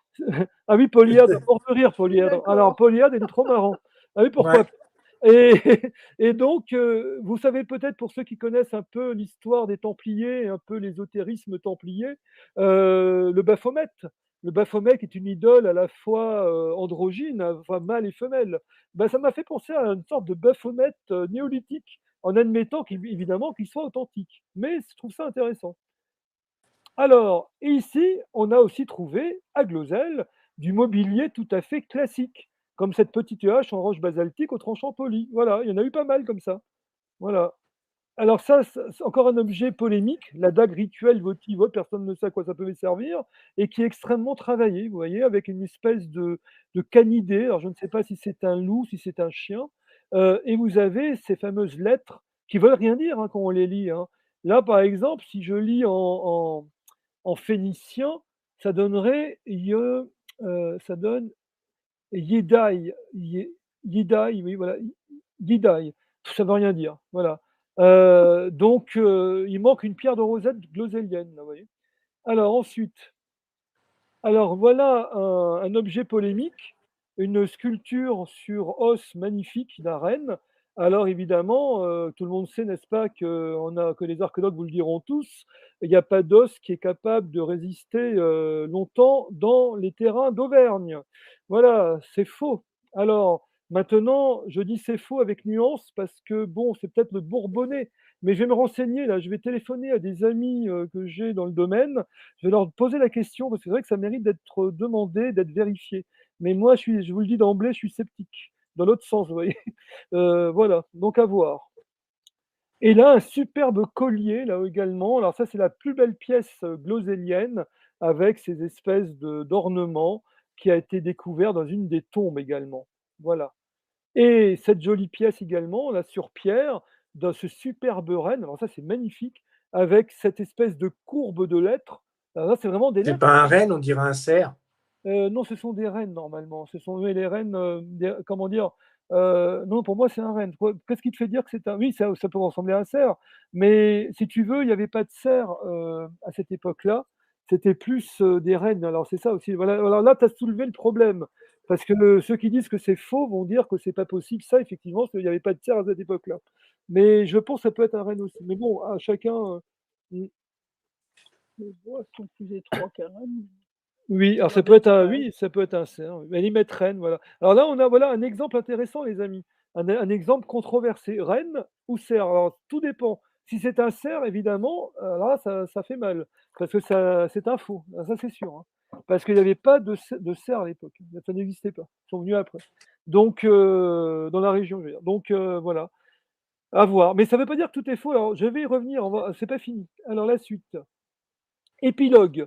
1970, 83-90, la nouvelle génération des archéologues veut éclaircir le mystère de Glosel. Alors il faut savoir que dans ces années-là, on a ce qu'on appelle une nouvelle génération d'archéos qui arrive et qui tous ont entendu parler de Glosel, évidemment, que ça soit par des livres d'archéologie parallèle comme les livres de Charroux, que ça soit par leurs professeurs, que ça soit par des parents, etc., qui connaissaient tout ça. Et ces gens-là, ils vont vouloir, une fois pour toutes, lever le voile et dire est-ce faux, est-ce vrai? Alors on va assister à deux phases des fouilles qui vont être à nouveau entreprises en 1970 et des fouilles encore plus ambitieuses entre 83 à 90 avec des moyens modernes, notamment les magnétomètres, par exemple. Alors alors ici, je vous ai mis ici une copie, des résultats des fouilles qui avaient été faites à Glenat dans les années 80. Alors, c'est là que je ne comprends pas. Ça va à l'encontre de ce que disait l'autre vidéo. Alors, je ne sais pas si cette source est fausse ou elle est vraie. Ça a été publié dans une revue de l'époque qui s'appelait Histoire et archéologie, où elle cite les noms, etc. Alors moi, je suis allé voir dans certaines archives. Alors, donc, apparemment, quand même, la thermoluminescence a permis de définir que les artefacts étaient très anciens. C'est là que je ne comprends pas. Ils sont tombés tous d'accord pour dire que c'était un site qui était extrêmement ancien, d'une manière générale. Alors bien entendu, si on prend au cas par cas les artefacts, là c'est plus la même chose, effectivement. C'est là que c'est grâce à eux qu'on a pu définir qu'il y avait effectivement un four de verrier médiéval, donc il n'y a aucun doute c'est médiéval, mais ils ont aussi défini qu'il y a des éléments étranges. Les fameuses tablettes sont bien anciennes. Maintenant, est-ce faux, est-ce vrai? C'est toujours la même question. Donc le support est ancien, mais qui dit que effectivement que c'est pas quelqu'un qui a gravé après, dans les années 20, les lettres en C'est question? ça. Voilà, c'est ça le problème. Alors, d'après Thomas, il y aurait eu effectivement des expertises dans ce sens. Mais vous pourrez voir dans ce dossier, il y a à l'époque des expertises aussi qui disent le contraire. Donc là, c'est encore c'est très entremêlé. Vous avez ici un exemple, ils ont même prélevé sur les tablettes un petit prisme pour des analyses, pour voir un peu l'année. C'est là qu'ils ont vu que c'était quand même très ancien. Donc entre 12 et 17 000 ans, si je ne me trompe pas. Et ici, ils ont essayé de voir si le matériau des tablettes était soumis à la corrosion. Effectivement, c'est le cas ici, hein. Là, vous voyez, par exemple, dans l'eau, laissé longtemps dans l'eau, le morceau de tablette s'abîme très vite. Alors ça va aussi dans un sens d'une non-conservation. Cela étant, dans la terre, les objets, quels qu'ils soient, se conservent très longtemps. C'est quand on les extrait de terre. Par exemple, pour ceux qui ont fait des... Je ne sais pas s'il y en a d'entre vous qui ont participé à des chantiers de fouilles. Lorsque vous sortez un objet ferreux du sol, il faut le traiter, il faut le donner aux archéos pour qu'ils le traitent très rapidement. Parce que un objet qui a, par exemple, de l'époque romaine, que vous avez trouvé du IIe siècle en métal, un vieux clou quadrangulaire, vous le sortez de terre, il a une durée de vie de, je sais pas moi, de 48 heures. Si vous ne le traitez pas, il va devenir friable, et il va devenir complètement, comment dire, abîmé et détruit. Voilà. Alors ensuite, alors ici vous avez l'équipe donc des scientifiques de Glosel qui est allée donc sur place avec ici ils sont en train de planter des sondes qui étaient destinées donc je ne me trompe pas au magnétomètre pour oui vas-y hein. Annie doit je crois s'éclipser un petit peu parce qu'elle doit donner manger à nos chats parce qu'il y a les chats qui ont faim derrière là, voilà. À tout à l'heure, hein. J'espère qu'il revient hein. Voilà. Voilà. Alors ensuite, c'est très vivant, hein. On a 3 chats, je m'excuse, hein. Tu vois, je suis un peu comme les Vinchas, j'aime bien les chats. Oui. Alors, de 1983 à 1990, des fouilles sont à nouveau entreprises à la demande du ministère de l'Agriculture pour démêler l'enchevêtrement du mystère de Glosel. Les dernières fouilles menées à leur terme en 1990 concluent que la datation des objets est hétéroclite. Cela s'étend de la préhistoire à l'ère moderne en passant par l'époque antique et médiévale. Ce qui jette encore plus d'obscurité sur l'affaire, c'est qu'il y a bien un four d'un verrier du Moyen-Âge, ce n'est pas le seul élément. Et d'autres, au contraire, nous replongent dans le néolithique. Voilà, c'est ça. C'est pas parce qu'on a trouvé le four de verrier qu'il faut faire youpi, ça y est, on a tout compris, on sait tout. Non, non, non, non. Il y a des tas d'objets qui restent complètement comment dire, inconnus, on pourra jamais savoir. En fait, moi, je pense qu'il y aura toujours quelqu'un pour dire que c'est faux, que c'est ci, que c'est là. Voilà. Bon, c'est vrai aucun d'entre nous n'y était. Hein. En 1924, on n'était pas nés. Moi, j'aurais adoré être à cette époque, aller voir, mais malheureusement, c'était pas possible. Donc, à moins qu'un jour on invente une machine à remonter le temps. On pourra toujours dire que c'est des faux. Hein. En archéologie, il y a l'histoire, malheureusement, jalonnée de faux qui sont présentés comme des vrais et de vrais présentés comme des faux. Bon, c'est un peu comme ça, bon, pas tout évidemment. Et d'ailleurs, je vous rappelle, chers auditeurs, que c'est pas parce qu'on est quelqu'un dans le domaine qu'on est forcément honnête. Au musée du Louvre récemment, il y a eu un scandale, d'ailleurs qui a été un peu étouffé médiatiquement. On n'en a pas beaucoup parlé. Il y a quand même un des responsables du Louvre qui a organisé un trafic d'œuvres d'art international avec le Louvre, je crois, d'Abu Dhabi. Excusez-moi, mais ça, c'est scandaleux. Personne n'en parle. Alors là, lui, il pourra écrire un livre, on l'attaquera pas, hein. Et tout ça est étouffé. Voilà. Je trouve ça proprement dégueulasse. Par contre, Il est dans la lumière, ce monsieur. voilà, il est dans la lumière. Et un petit paysan qui va trouver un élément néolithique qui ne cadre pas avec ce qu'on sait, ça y est, c'est un faussaire, c'est un abruti, c'est un inculte, c'est comment dire, quelqu'un qui aime l'argent, etc. Voilà, je trouve ça proprement scandaleux. Voilà. Alors, la suite. Alors, ça, je vous écris ça. Nous sommes passés d'une polémique sans fin à un véritable nœud gordien archéologique qui ne parvient pas à être tranché. Actuellement, Glosel est considéré par la plupart des archéologues comme un canular. Il est même présenté par certains chercheurs comme un cas d'école en la matière. Oser parler de Glosel vous fait vous classer parmi les conspirationnistes, les amateurs d'ovnis ou encore les adeptes de l'ésotérisme ou de l'occultisme. L'opprobre attend quiconque rouvre le dossier. Pourtant, il y a ci et là des initiatives courageuses pour faire sortir Glosel de l'oubli. De nouvelles découvertes en Europe pourraient rouvrir le dossier pour une nouvelle étude. Alors, je vous présente rapidement ces nouveaux documents et voilà. Et là, je remercie mon ami Gélico. Alors, vraiment, c'est génial. La culture Vincha et ses signes. Alors moi, je suis tombé sur le cul quand j'ai vu cette figurine. Et je vais vous dire pourquoi. Alors là, tous ceux, alors je ne sais pas s'il y en a parmi vous qui ont un peu fait d'assyriologie ou au moins s'être intéressé au domaine. Il y a un signe sur ça. Alors là, vous allez voir. Alors on regarde. Alors d'abord, l'ère Vincha. Vous avez ici dans les Balkans les différentes ères de civilisation. Et l'ère Vincha, si je ne me trompe pas, c'est celle qui doit être en jaune et qui est essentiellement en Serbie, mais qui déborde aussi en Bulgarie. Non, la culture Vincha, c'est celle qui est en Non, rouge, en rayé. Oh, pardon, oui, c'est le contraire. rayée. Non, je confonds avec une autre carte que je vais avoir après, pardon. Oui, oui, c'est celle qui est rayée. Et donc, Mais vous voyez. sinon, la culture Vincha s'étend vraiment dans ce. Oui, dans cette ère de. Elle Oui, va jusqu'en Bulgarie, elle va jusqu'en oui, Roumanie. Donc, voilà. Et vous verrez, chers amis, qu'à droite, qu'est-ce qu'on a à droite? Il y a la Turquie. Et Göbekli Tepe, au fond, c'est pas extrêmement loin, hein, entre parenthèses. Bon, alors la suite. Voilà, c'est là ma culture Vincha. Je suis désolé, je me suis trompé de carte. Alors voilà, là en jaune, c'est bien Vincha. Et vous voyez, c'est énorme hein, comme culture, hein. C'est une culture complètement méconnue parce que c'est dans les Balkans. Mais par contre, Jellico, hein, elle n'est pas du tout, comment dire, méprisée ou non reconnue. Les archéologues la reconnaissent, hein. C'est simplement que c'est pas médiatique. J'attends une émission américaine. Il nous parle toujours de la même chose là. Vous connaissez tous certainement Giorgio Tsoukalos avec son Alien Theory. Il nous parle jamais, c'est toujours pareil. Il nous montre l'Amérique du Sud, bon c'est bien, j'ai pas rien contre. Il nous mais montre les mégalithes, mais jamais ces endroits-là. Voilà. tu sais, quand je disais que elle est dénigrée, c'était plus du sens que à la date de sa découverte, mais pas Oui, que du côté de Vincha, hein. Parce que la ville, c'est un petit village. Vincha, il existe, hein. C'est oui, un j'ai vrai vu. nom.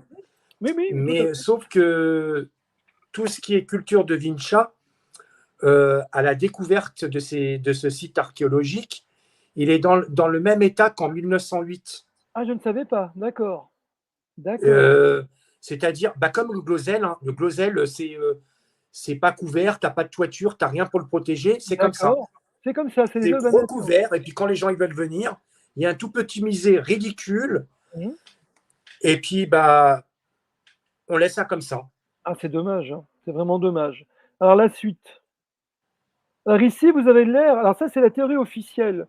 C'est l'ère de diffusion de la culture néolithique qui serait partie donc du Proche-Orient, vous voyez, pour aller vers l'Occident, qui serait passé par les Balkans, ça s'est diffusé en Europe de l'Est, pardon, en Europe centrale, donc dans les pays d'ère germanique, qui aurait descendu vers la France, donc comme par hasard d'ailleurs, vous pouvez voir l'Allier et l'Auvergne, et qui va aller jusqu'au Portugal et en Espagne. Bon, ça c'est la théorie officielle de la diffusion de la formation de la culture néolithique. Vous voyez les petites flèches.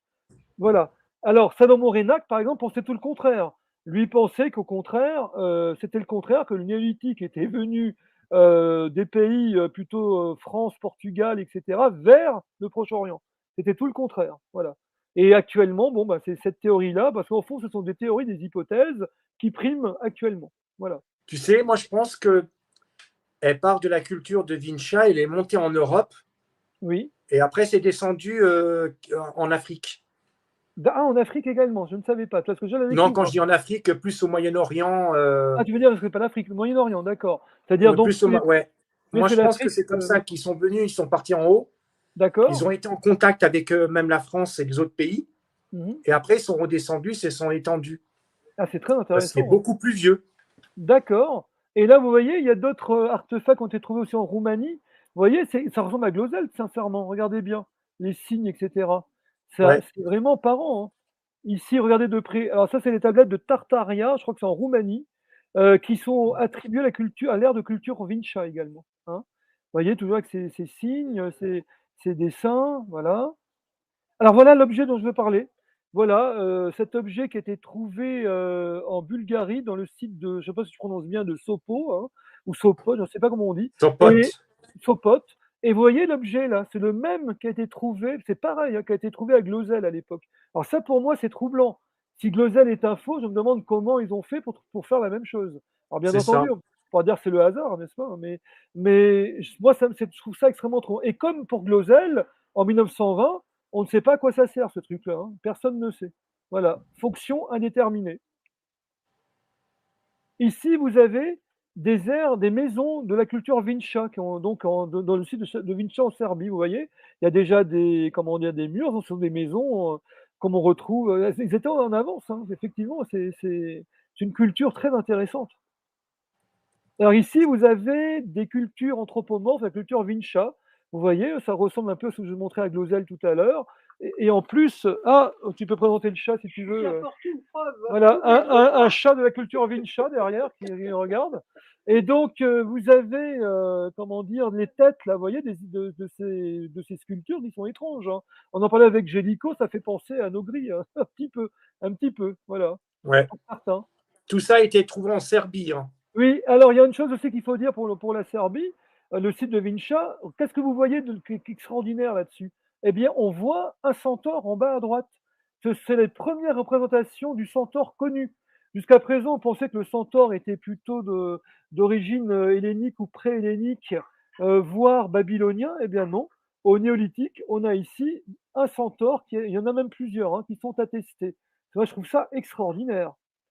Alors ensuite, alors là, j'ai grossi parce que je trouve ça très moderne.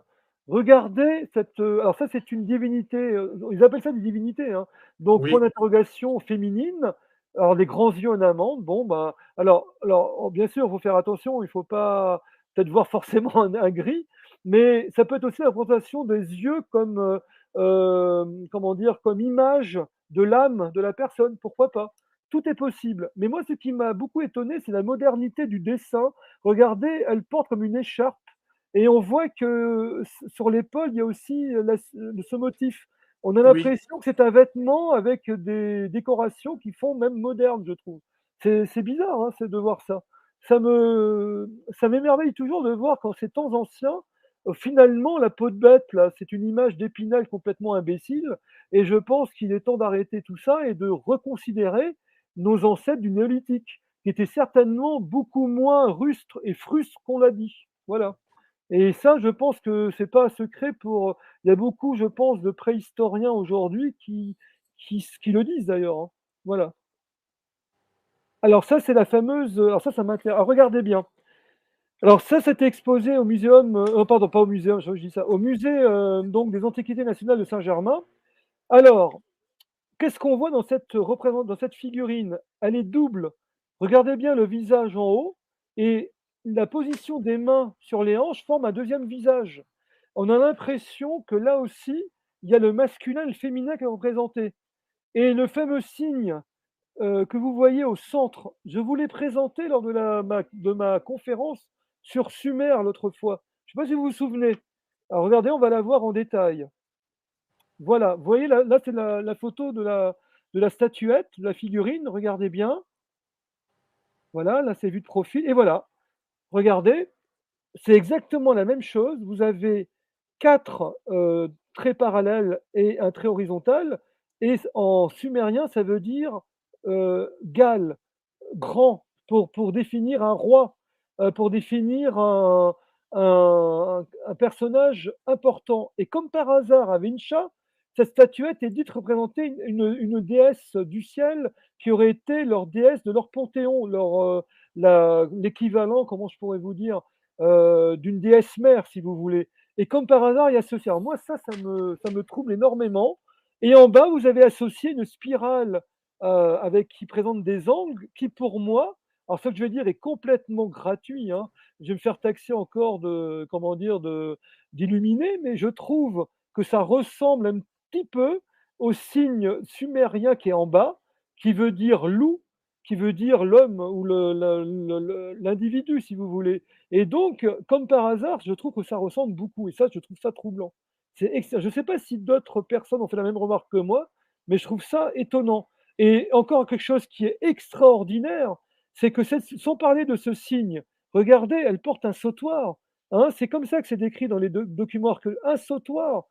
C'est pas une cordelette hein, avec des os, c'est un sautoir. Alors le sautoir, vous voyez, quand c'est représenté par exemple dans les religions, on peut penser que c'est moderne, mais non, c'était connu au néolithique. Vous voyez, c'est quand même bizarre. Ils étaient beaucoup plus modernes qu'on le pense. Hein. C'est ça. Hein, tu es d'accord? Et Ouais. là, regardez, je vous montre encore. Là, à droite, on a une tablette cunéiforme archaïque. C'est du cunéiforme des premiers temps, ça. Donc, il y a à peu près 2300-2400 avant notre ère. Regardez à droite. Franchement, ça ressemble. Hein. Là, on a le Ouais. signe du roi ou de la reine. Et à Comme un gauche, marteau. voilà. Non, comme Oh non, c'est pas un une marteau, comme un râteau plutôt. un râteau, ouais. Je vais donner une image idiote, mais ça ressemble voilà, comme une petite antenne, une antenne de télé ancienne, vous voyez. Et toujours les yeux en amande. Toujours. Voilà, avec des gros cils ici très, très prononcés, parce que c'est une femme apparemment. Hein. Mais moi je pense que c'est plus les signes qu'elle avait les traits, c'est plus un signe une forme de tatouage pour un rituel ou quelque chose. Ah, c'est possible. Ah oui, très intéressant comme remarque, oui. Parce que je sais qu'à cette époque, ils avaient beaucoup de formes hein. de dessins pour des rites chamaniques ou autres. Ah, tu as raison, oui, ça, j'ai pas pensé, oui, oui. Ah oui, parce que c'est vrai qu'ils sont exagérés là sur la figurine. C'est pas petit, hein. C'est pas. Oui, oui, tout à fait. C'est possible. C'est très possible. Alors ça, c'est d'autres figurines. Alors là, c'est complètement controversé pour les archéos entre eux, non pas dans l'origine, mais sur ce que ça signifie. Il y en a qui voient ici une femme, parce qu'à cause du ventre. D'autres y voient un homme. Donc chacun dit la sienne. Elle est stylisée par contre, hein, parce que tu as vu, elle est penchée un peu sur la droite.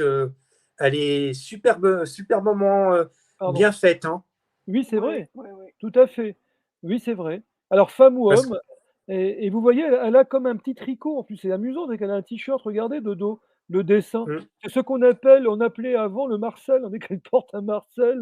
C'est incroyable. Non, mais je trouve ça beau comme civilisation et c'est très, très, très intéressant. Alors, ensuite. Alors ici, on a l'ère de culture, voilà, je crois que c'est Vincha, parce que je vois rien. C'est Vincha, je crois, qui est représenté ici. Hein. Ouais. Voilà, hein, donc on voit où c'est dans les Balkans. Non, c'est dans le Kosovo, ça. Ah, c'est le Kosovo, pardon, c'est le site, voilà, c'est le site de, j'arrive pas à le dire, là, Bardoche, voilà, d'où proviennent tous ces éléments, hein, tous ces éléments archéologiques. Le mobilier, on dit le mobilier archéologique, voilà. Hein. Donc les Balkans est une région très riche, en fait, voilà, très riche. Et ici, une autre idole, vous voyez, avec des fesses prédominantes, alors une tête complètement aplatie, des yeux en amande, encore une fois. Donc, bon, on peut supposer que c'est féminin, le ventre. Par contre, aucun sein. Vous voyez, vous remarquerez que les seins ne sont pas représentés. Ça pose problème. Pourquoi? Il n'y a pas de sein. Alors, elle a peut-être une armure devant elle.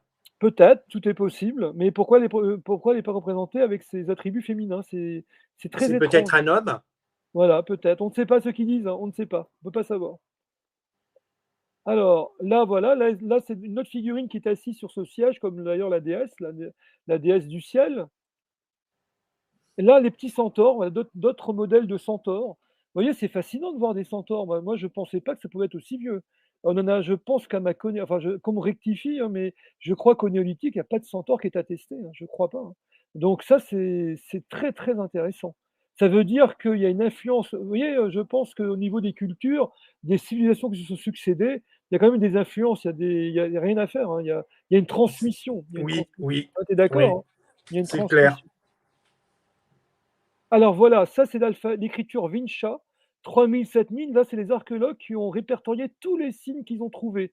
Alors, il y a des signes là, par contre, qui sont différents. Il y a du signe qui ressemble aux Phéniciens, d'autres qui peuvent ressembler de loin à d'autres écritures, je crois, là, à des écritures qu'on a en Inde, dont j'ai oublié le nom. Je pense pas au sanskrit, hein, c'est autre chose. Je sais plus, je me suis désolé. Donc, vous voyez, c'est très intéressant, hein. Alors, Moi, j'en reconnais quelques-unes lettres, oui. Ah bah parce là, qu'il y a en haut, là. il y a un peu du slave Il dedans. y a du slave là-dedans, hein, voilà, j'allais le dire. Il doit y avoir et en haut, là, il y a vraiment les lettres aussi qu'on connaît chez les hébraïsants. Il y a Zayin, il y a E, il y a Gamel, Gimel, et cetera. C'est bizarre, hein? Même, et puis les caractères slaves, voilà, c'est très Même, étrange. tu sais, même tu vois un peu de hindouisme, des signes hindouisme. C'est ce que je Tiens, disais. le fameux swastika qui est là Voilà, aussi. voilà, tout à fait. Alors il faut dire que le svastika est un symbole en fait très connu en Inde, au Japon, dans tout le Moyen-Orient, hein, et qu'on connaît aussi d'ailleurs en Europe. Mais les nazis en fait l'ont sali parce qu'ils ont pris ça comme Voilà. symbole du parti nazi, mais ça a été complètement, malheureusement, Chez ça nous, marche. dans la culture, le plus important, le signe le plus important, c'est que tu descends sur la 1, Oui, 2, 3, 4, 5, la sixième colonne, En 1, partant de 2, 3, 4, 5, 6. À la sixième, en allant vers la gauche. Tu vois le signe?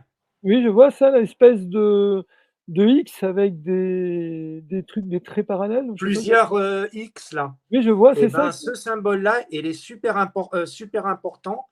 Et tu as un autre signe aussi qui est important, qui fait penser à, comme tu l'as dit tout à l'heure, pas un cerf, mais il est juste sur, les deux qui sont en dessous, à Oui. droite et à gauche. Ah, je vois les petits animaux là, des représentations animalières, oui. Ça me Mais fait qu'est-ce que ça penser, bah, représente? justement, tu sais, où ce que tu Ah, avais le dit, renne, les les rennes, rennes. ouais. Et dis-moi, ça signifie quoi le signe que tu as reconnu, qui est connu, tu dis, dans les pays slaves là, le X là, bizarre là? Ça Alors signifie quoi pour vous? Ouais, le troisième en haut, ouais. c'est le symbole, c'est une lettre en cyrillique, je me rappelle plus Oui, lequel. d'accord. Après, tu as encore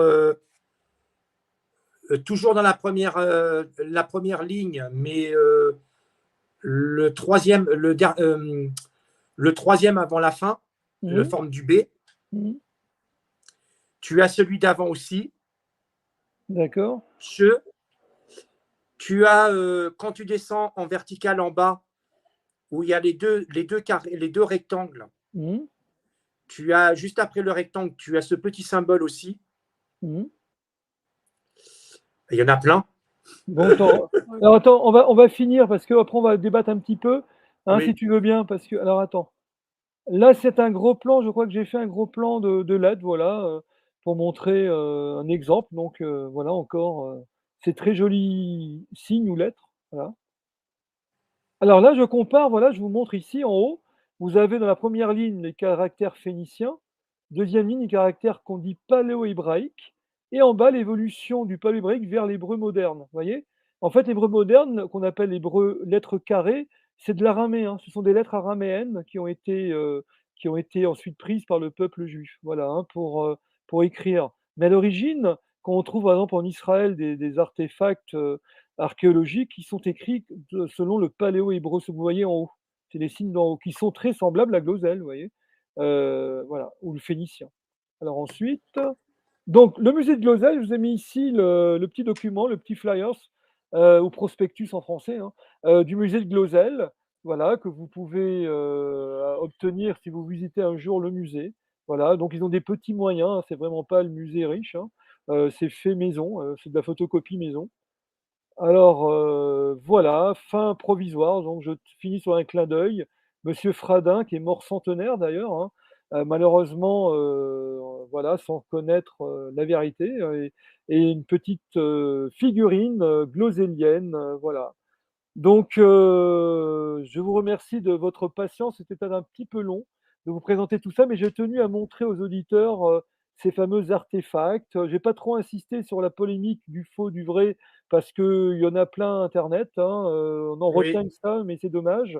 Et je tiens encore à redire, hein, j'insiste, j'insiste. Ah oui, alors, j'ai oublié de vous dire, Miss Garode, la fameuse élève comment dire, de l'abbé Breuil, a été surprise quand même en train de fouiller toute seule le site et par le docteur Morlaix. Et apparemment, elle essayait de mettre un faux pour discréditer Clausel et Fradin. Et d'ailleurs, elle était toute confuse puisqu'elle l'a dit, elle l'a avoué. Et vous voyez, c'est quand même terrible.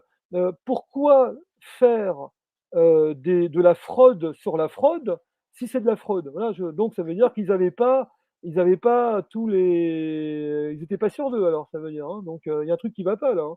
Alors, bien entendu, maintenant, ils n'avaient pas les moyens qu'on avait de nos jours. Mais à l'époque, c'est ridicule. Voilà. Ben Ouais. voilà, Gélico. Donc, Attends, j'ai 2 petites photos, moi, à faire voir Ah, oui, tout à fait. pour qu'on puisse aborder le sujet, parce que ça me fait penser justement fortement à Clausel aussi. Tu vas me dire ce que tu en penses. Voilà, donc là, j'ai une première figurine. Alors, cette figurine, elle se trouve à une distance de Vinça à peu près 60 km de distance. Oui. Comme la culture Vinça, elle est sur le bord du Danube. Oui. Cette culture Lepenski-Vir, c'est la culture Lepenski-Vir, est pareil, elle date du néolithique. D'accord. Et là-bas, on a retrouvé beaucoup de figurines. C'est plus des figurines des dieux qui sont plus orientés vers la mer, Oui, tu vois, sur le fleuve, oui, l'eau. oui. Et donc, on a trouvé beaucoup d'habitations, c'est-à-dire on a trouvé beaucoup de tombes. D'accord. Et leur habitation à cette époque, c'était en forme de triangle. Et quand les personnes décédaient, on leur mettait ces types de figurines. Et les personnes qui étaient décédées étaient enterrées à la porte de l'habitation. D'accord. Donc là, il y en a une première et là, il y en a une deuxième. Ouais, c'est intéressant. Oui. Ah, c'est Et curieux, moi, ça me fait penser, quand tu regardes la première, il y en a plein d'autres encore. Elles me font penser un petit peu à Clausel aussi. C'est vrai, un peu dans l'expression. C'est étrange. Et alors, celle-ci, là, ça n'a rien à voir avec Clausel, ça me fait penser, toute la forme des bras. Ça me fait penser, alors je ne sais pas, qu'est-ce qu'ils ont voulu représenter? Est-ce que oui, c'est les mains qui font ça. Non, je voyais non, je voyais pas bien. J'ai cru que c'était comme un squelette, une cage thoracique squelettique, mais non, non, c'est les bras qui sont pliés.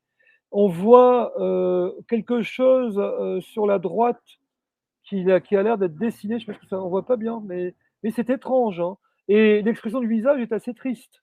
C'est la tristesse. Et donc tu as dit, est-ce que ça représente pour toi, est-ce qu'il y a de la documentation, est-ce qu'on ça représente la mort, le défunt ou C'est un dieu poisson.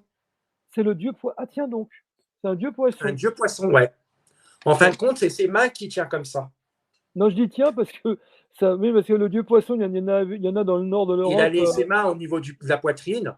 D'accord. Et si tu veux, qu'on ne voit pas très bien, en bas, elle est en forme de pointe, c'est-à-dire qu'elle était incrustée de ce niveau jusqu'à ce niveau-là. Il était incrusté dans le sol. Je vois, oui, oui, tout à fait. Ah, c'est étrange. Elle daterait de 7000 ans avant Jésus-Christ. Oh là là, oui, ça correspond à Clausel. C'est grosso modo. Non, c'est plus récent que Clausel, pardon, j'ai une bêtise.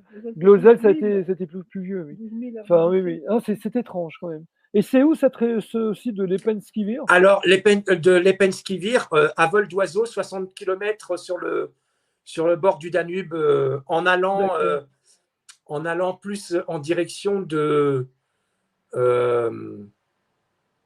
Je t'ai mis sur le chat le vrai nom de je vais te le mettre ici. D'accord, comme ça, voilà. Moi, je regarderai, hein, je vais me redocumenter. J'avoue que je ne connais pas du tout, hein, donc je découvre. Et je vais te dire, je vais te marquer le nom de la ville où est-ce que tu pourrais trouver, de voir. Moi, je sais que je l'ai visité à cette époque, il y a quelques années, parce qu'il a été refait. Maintenant, avant, c'était pas. C'était protégé, mais c'était pas aussi bien. Là, tu verrais, c'est vraiment bien fait. Il est vraiment protégé. Je crois que même le site, à cause du barrage qu'ils ont fait sur le Danube, le site a été surélevé, il a été relevé en hauteur pour justement éviter les inondations. D'accord. Donc, c'est protégé, voilà. C'est Il est bien. protégé, ouais. Bah, oui. Et Donc, vous avez ce pensé là? site, attends, ce site daterait de 9500 ans Ah, quand même, ouais. à 7300 ans. D'accord, c'est quand même en... Même Oui. plus vieux encore. Apparemment, ils disent que ça daterait de plus de 20 000 ans. Ah, si c'est 20 000 ans, alors là, on dépasse largement les hypothèses prognosées. Ah oui, oui, c'est très intéressant. Mais tu sais, il y a un truc aussi que je n'ai pas parlé, alors c'est un peu en parallèle à ce que nous disons sur les influences des différentes cultures. Je ne sais pas si les auditeurs connaissent, vous avez tous peut-être, je ne sais pas, avez-vous entendu parler, et toi, Gélico, des portulans de l'amiral Peri Reis? Peri Reis, Non, j'en ai pas entendu parler. j'en parle très rapidement. Et ça, c'est complètement officiel, hein, c'est pas une bêtise conspirationniste, ça existe. Alors, il y a même la revue La Recherche qu'on avait fait un article, hein, une revue éminemment scientifique française. Donc, Peri Reis, c'est un amiral turc qui a une carte qui s'appelle les Portulans, qu'il a recopiée apparemment d'une carte qui venait de la bibliothèque d'Alexandrie. Et sur cette carte, qu'est-ce qu'on voit? On voit, vue du ciel, l'Europe, l'Afrique du Nord parfaitement dessinée, l'Antarctique sans les glaces, le continent américain. Ah, j'en ai Euh, entendu parler. T'en as entendu parler? Et cette Ouais, carte, là, ça y est, ça me dit. alors, cette carte-là, personne ne sait comment elle a pu être faite sans un moyen aérien. Personne ne sait. Et comment se fait-il qu'on représente l'Antarctique sans les glaces, avec un dessin avec, avec des côtes qu'on connaît aujourd'hui, qui sont quasiment identiques. Voilà, ça pose problème. Alors ça veut dire quoi? Est-ce que ça veut dire qu'il y a très longtemps, il y a eu une civilisation pas forcément extrêmement, oui, avancée, mais sans l'être, c'est-à-dire qu'il y avait peut-être des moyens auxquels on ne pense pas aujourd'hui, et qui était mondial. Vous voyez, les mégalithes, par exemple, on les voit dans le monde entier. Visiblement, il y a une période. Voilà, excusez-moi, chez moi, voilà, il y a du bruit. Il y a une période où la Terre a connu une civilisation similaire un peu partout. C'est l'époque des mégalithes. Ça, c'est quand même extrêmement intéressant, qui était attribué aux Celtes, mais qui apparemment n'ont rien à voir avec les Celtes, hein. C'est-à-dire les Celtes ont dû les réemployer après. Mais c'est plus vieux. Donc, vous voyez, c'est passionnant tout ça. C'est Donc clair. voilà, il y a beaucoup de. Alors, pour les figurines que tu. Alors, moi, il y a quelqu'un qui a dit sur le chat tout à l'heure, voilà, Goblik TP.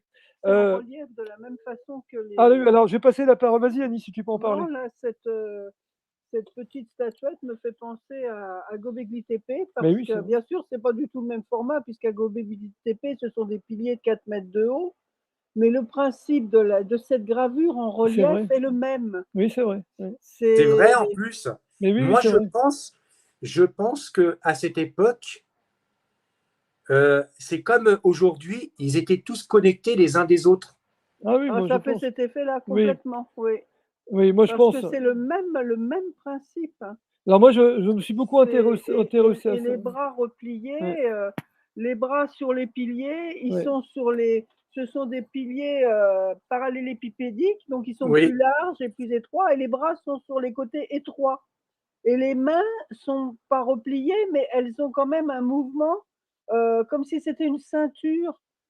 Et ça me fait penser aussi à ce mouvement-là, des bras repliés aussi. C'est ça. Ça me surprend. Alors, il faut savoir que Göbekli Tepe, comme on l'a dit tout à l'heure, ça a été une bombe atomique dans le monde du néolithique. Personne ne s'attendait à trouver de tels vestiges à cette époque-là. Voilà. Et il y a même, si je ne me trompe pas, tu me rectifies, Annie, est-ce qu'on n'a pas découvert aussi des signes à Göbekli Tepe où on hésite à dire si c'est une forme d'écriture ou si ce sont des signes symboliques? On a retrouvé, non, au point de vue signe qui pourrait ressembler à une écriture, ce sont des haches. Ah oui. Uniquement des haches qui sont, comment dire, dans l'autre sens. Ils sont à l'horizontale, les haches. D'accord. C'est le seul. Sinon, l'écriture, ça serait plutôt avec les animaux, Alors moi, je me suis demandé si c'était pas pour apprendre à compter aussi, parce que on voit un animal, bon, on voit une araignée, après on va voir 2, mince les oiseaux, j'ai oublié leur nom, 2 ibis, Ibis. après on va voir 3 bœufs, enfin c'est pas des bœufs, c'est des sangliers, on va voir 3 sangliers. Alors je me suis demandé si on n'apprenait pas à compter aux enfants, 1, 2, 3, enfin sans nommer le 1, le 2, le 3, Mmh. mais que optiquement, ils voyaient la différence entre une seule chose et 3 choses Ou pour par enseigner aussi rapport, peut-être. voilà, Un c'était centre pour moi, d'enseignement c'était peut-être. un centre d'enseignement parce on n'a trouvé aucune trace de vaisselle, on n'a rien trouvé à Göbekli Tepe. Par contre, on a trouvé Quelques des ossements, ossements, par contre, oui. oui, mais bon, sur la quantité de personnes qui venaient, peut-être qu'il y Mmh. avait des gens qui Ou décédaient et tout. c'était plus tard. Et ce qui est intéressant à Göbekli Tepe, c'est que c'était construction, euh, c'est un site à 3 étages. C'est-à-dire que le plus ancien site, admettons qu'il soit au ras du sol, a été recouvert, enterré. Un deuxième site s'est construit par-dessus en simplifiant un peu les éléments, mais reprenant ce qu'il y avait en dessous. Ça a été de nouveau réenterré. Et un troisième site a été encore retrouvé. Et celui-là est très, très simplifié par rapport aux 2 autres.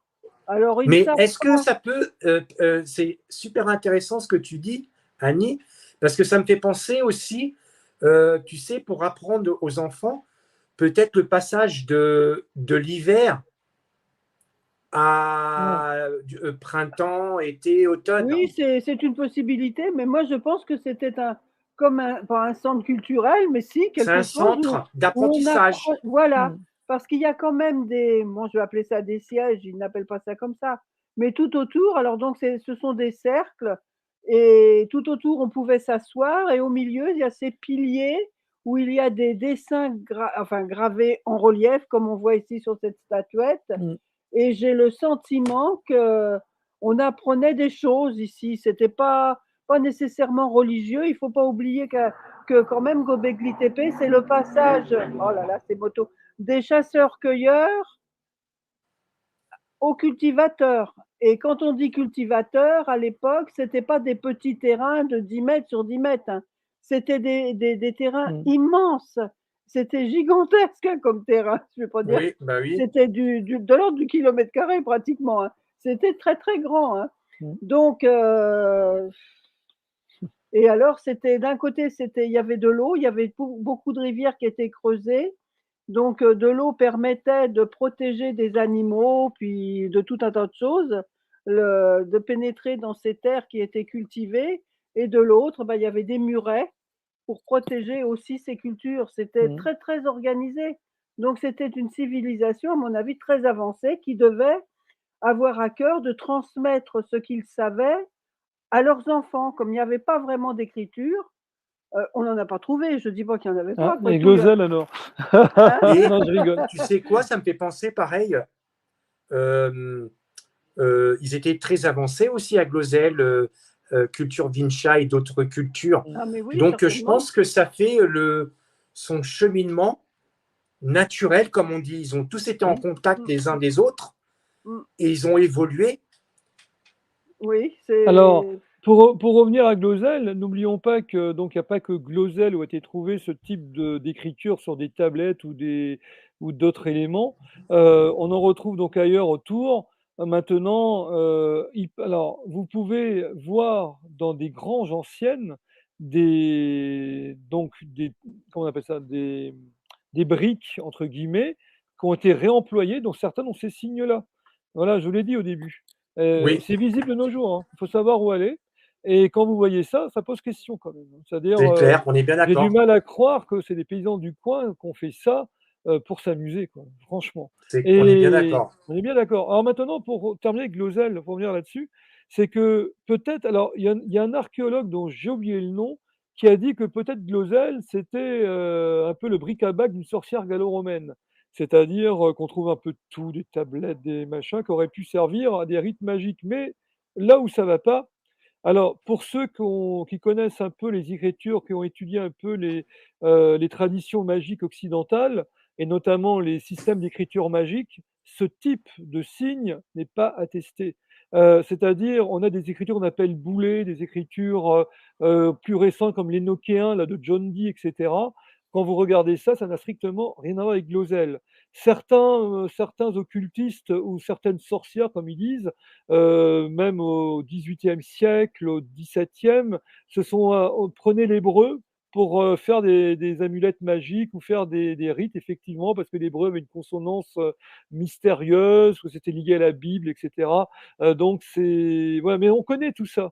Mais c'était des lettres, ils prenaient le nom de Dieu, ils prenaient des petits mots, comme la formule Agla, si je ne me trompe pas, Ata Gabor, attendez, Agla, c'est Ata Gabor, Léolam Vaed, à toi, voilà. Donc, ça, on sait, on connaît. Mais Glosel ou Vincha ou d'autres, ce sont des caractères pour Glosel vraiment qui ressemblent aux Phéniciens. Pour Vincha, on a vu donc ça ressemble à ça, mais il y a aussi des éléments slaves. Donc, on n'a pas les clés de déchiffrement. Voilà, donc on ne sait pas qu'est-ce que ça dit. Et ça n'a rien à voir avec des amulettes magiques, hein. Mis à part peut-être le petit anneau en schiste, mais tout ça est fortement hypothétique. On ne sait même pas si c'était vraiment une amulette ou quoi, on n'en sait rien. Mais une chose est sûre, tout ça, alors on a des signes, on a une sorte d'écriture, mais on n'en a pas la clé. Alors bien sûr, les sceptiques vont dire, ouais, mais il n'y a pas de clé à avoir puisque ça ne veut rien dire, c'était faux. Bon, mais attendons. Moi, je pense qu'il y aura des surprises dans un futur parce C'est ça. que en France, au niveau du ministère de la Culture, toute la France est un chantier archéologique, hein. C'est-à-dire toute la France est classée site archéologique. Donc un jour, je pense qu'on aura d'autres surprises. Voilà. Et vous savez, je ne sais pas si vous le savez d'ailleurs, vous savez l'apparition de l'homme moderne, l'Homo sapiens sapiens. Eh bien, à la fin du XIXe siècle, et on voit ça jusque dans les années 50, vous savez à quelle époque on le fait apparaître? Eh bien, vers la fin de l'ère tertiaire. Ça veut dire que, donc vous voyez dans des anciens livres d'ailleurs tout à fait scientifiques de vulgarisation des hommes côtoyés, par exemple des mégathériums ou des éohippus, des petits chevaux de cette époque-là. Alors pourquoi on a dit que l'homme avait été apparu au tertiaire jusque dans les années 50? Parce qu'on avait trouvé comment dire, des ossements, des restes dans des sédiments qui correspondaient à cette époque-là. Mais en réalité, on s'était trompé et parce on ne connaissait pas encore bien la stratigraphie et en réalité, c'était bien des sédiments de l'ère quaternaire. Voilà un exemple qui est intéressant. Voilà. Et c'est la conclusion. Voilà, je vais arrêter là. Parce que Bon, ça fait 2 heures, hein. voilà. Bon, moi, je vais conclure. En tout Voilà. cas, merci beaucoup pour ce formidable conférence sur justement Glosel, parce que c'est fort intéressant. Moi, j'avais déjà vu, je m'étais déjà aussi renseigné, et c'est vrai, mais je pense que Jonathan et Annie, on va préparer une autre émission, hein. Il n'y a pas de problème. Si vous ne savez pas où aller en vacances, n'hésitez pas, allez à Glosel. Yes. Si tu veux, je peux parler. Alors là, je serais peut-être plus rationnel. Non, c'est pas que ça que je veux dire. Je serais peut-être plus de parti pris. Il y a quelqu'un qui veut que je parle des géants dans l'histoire. Si tu veux, je peux en parler. Si personne n'en a parlé avant un moi. bon sujet. Les géants. Et là, je vous montrerai des éléments intéressants, beaucoup de canulars aussi, malheureusement, mais des éléments qui restent aussi à étudier. Voilà, comme je suis ouvert. Voilà. Donc, je vous propose ça pour la prochaine fois. Yes. Alors, merci à vous tous de nous avoir suivis. Je vous dis à très bientôt. Surtout, le plus important, c'est partager pour que les gens puissent voir, parce que franchement, honnêtement, des sites archéologiques comme ça, oubliés et pas mis en avant, alors que c'est des choses qui sont intéressantes, ben, c'est pour ça que je vous dis, n'hésitez pas à partager. Donc voilà, je vous souhaite une bonne soirée, un bon week-end, portez-vous bien, et je vous dis à très bientôt. Vous restez avec moi quelques minutes? Oui. À bientôt. Au revoir.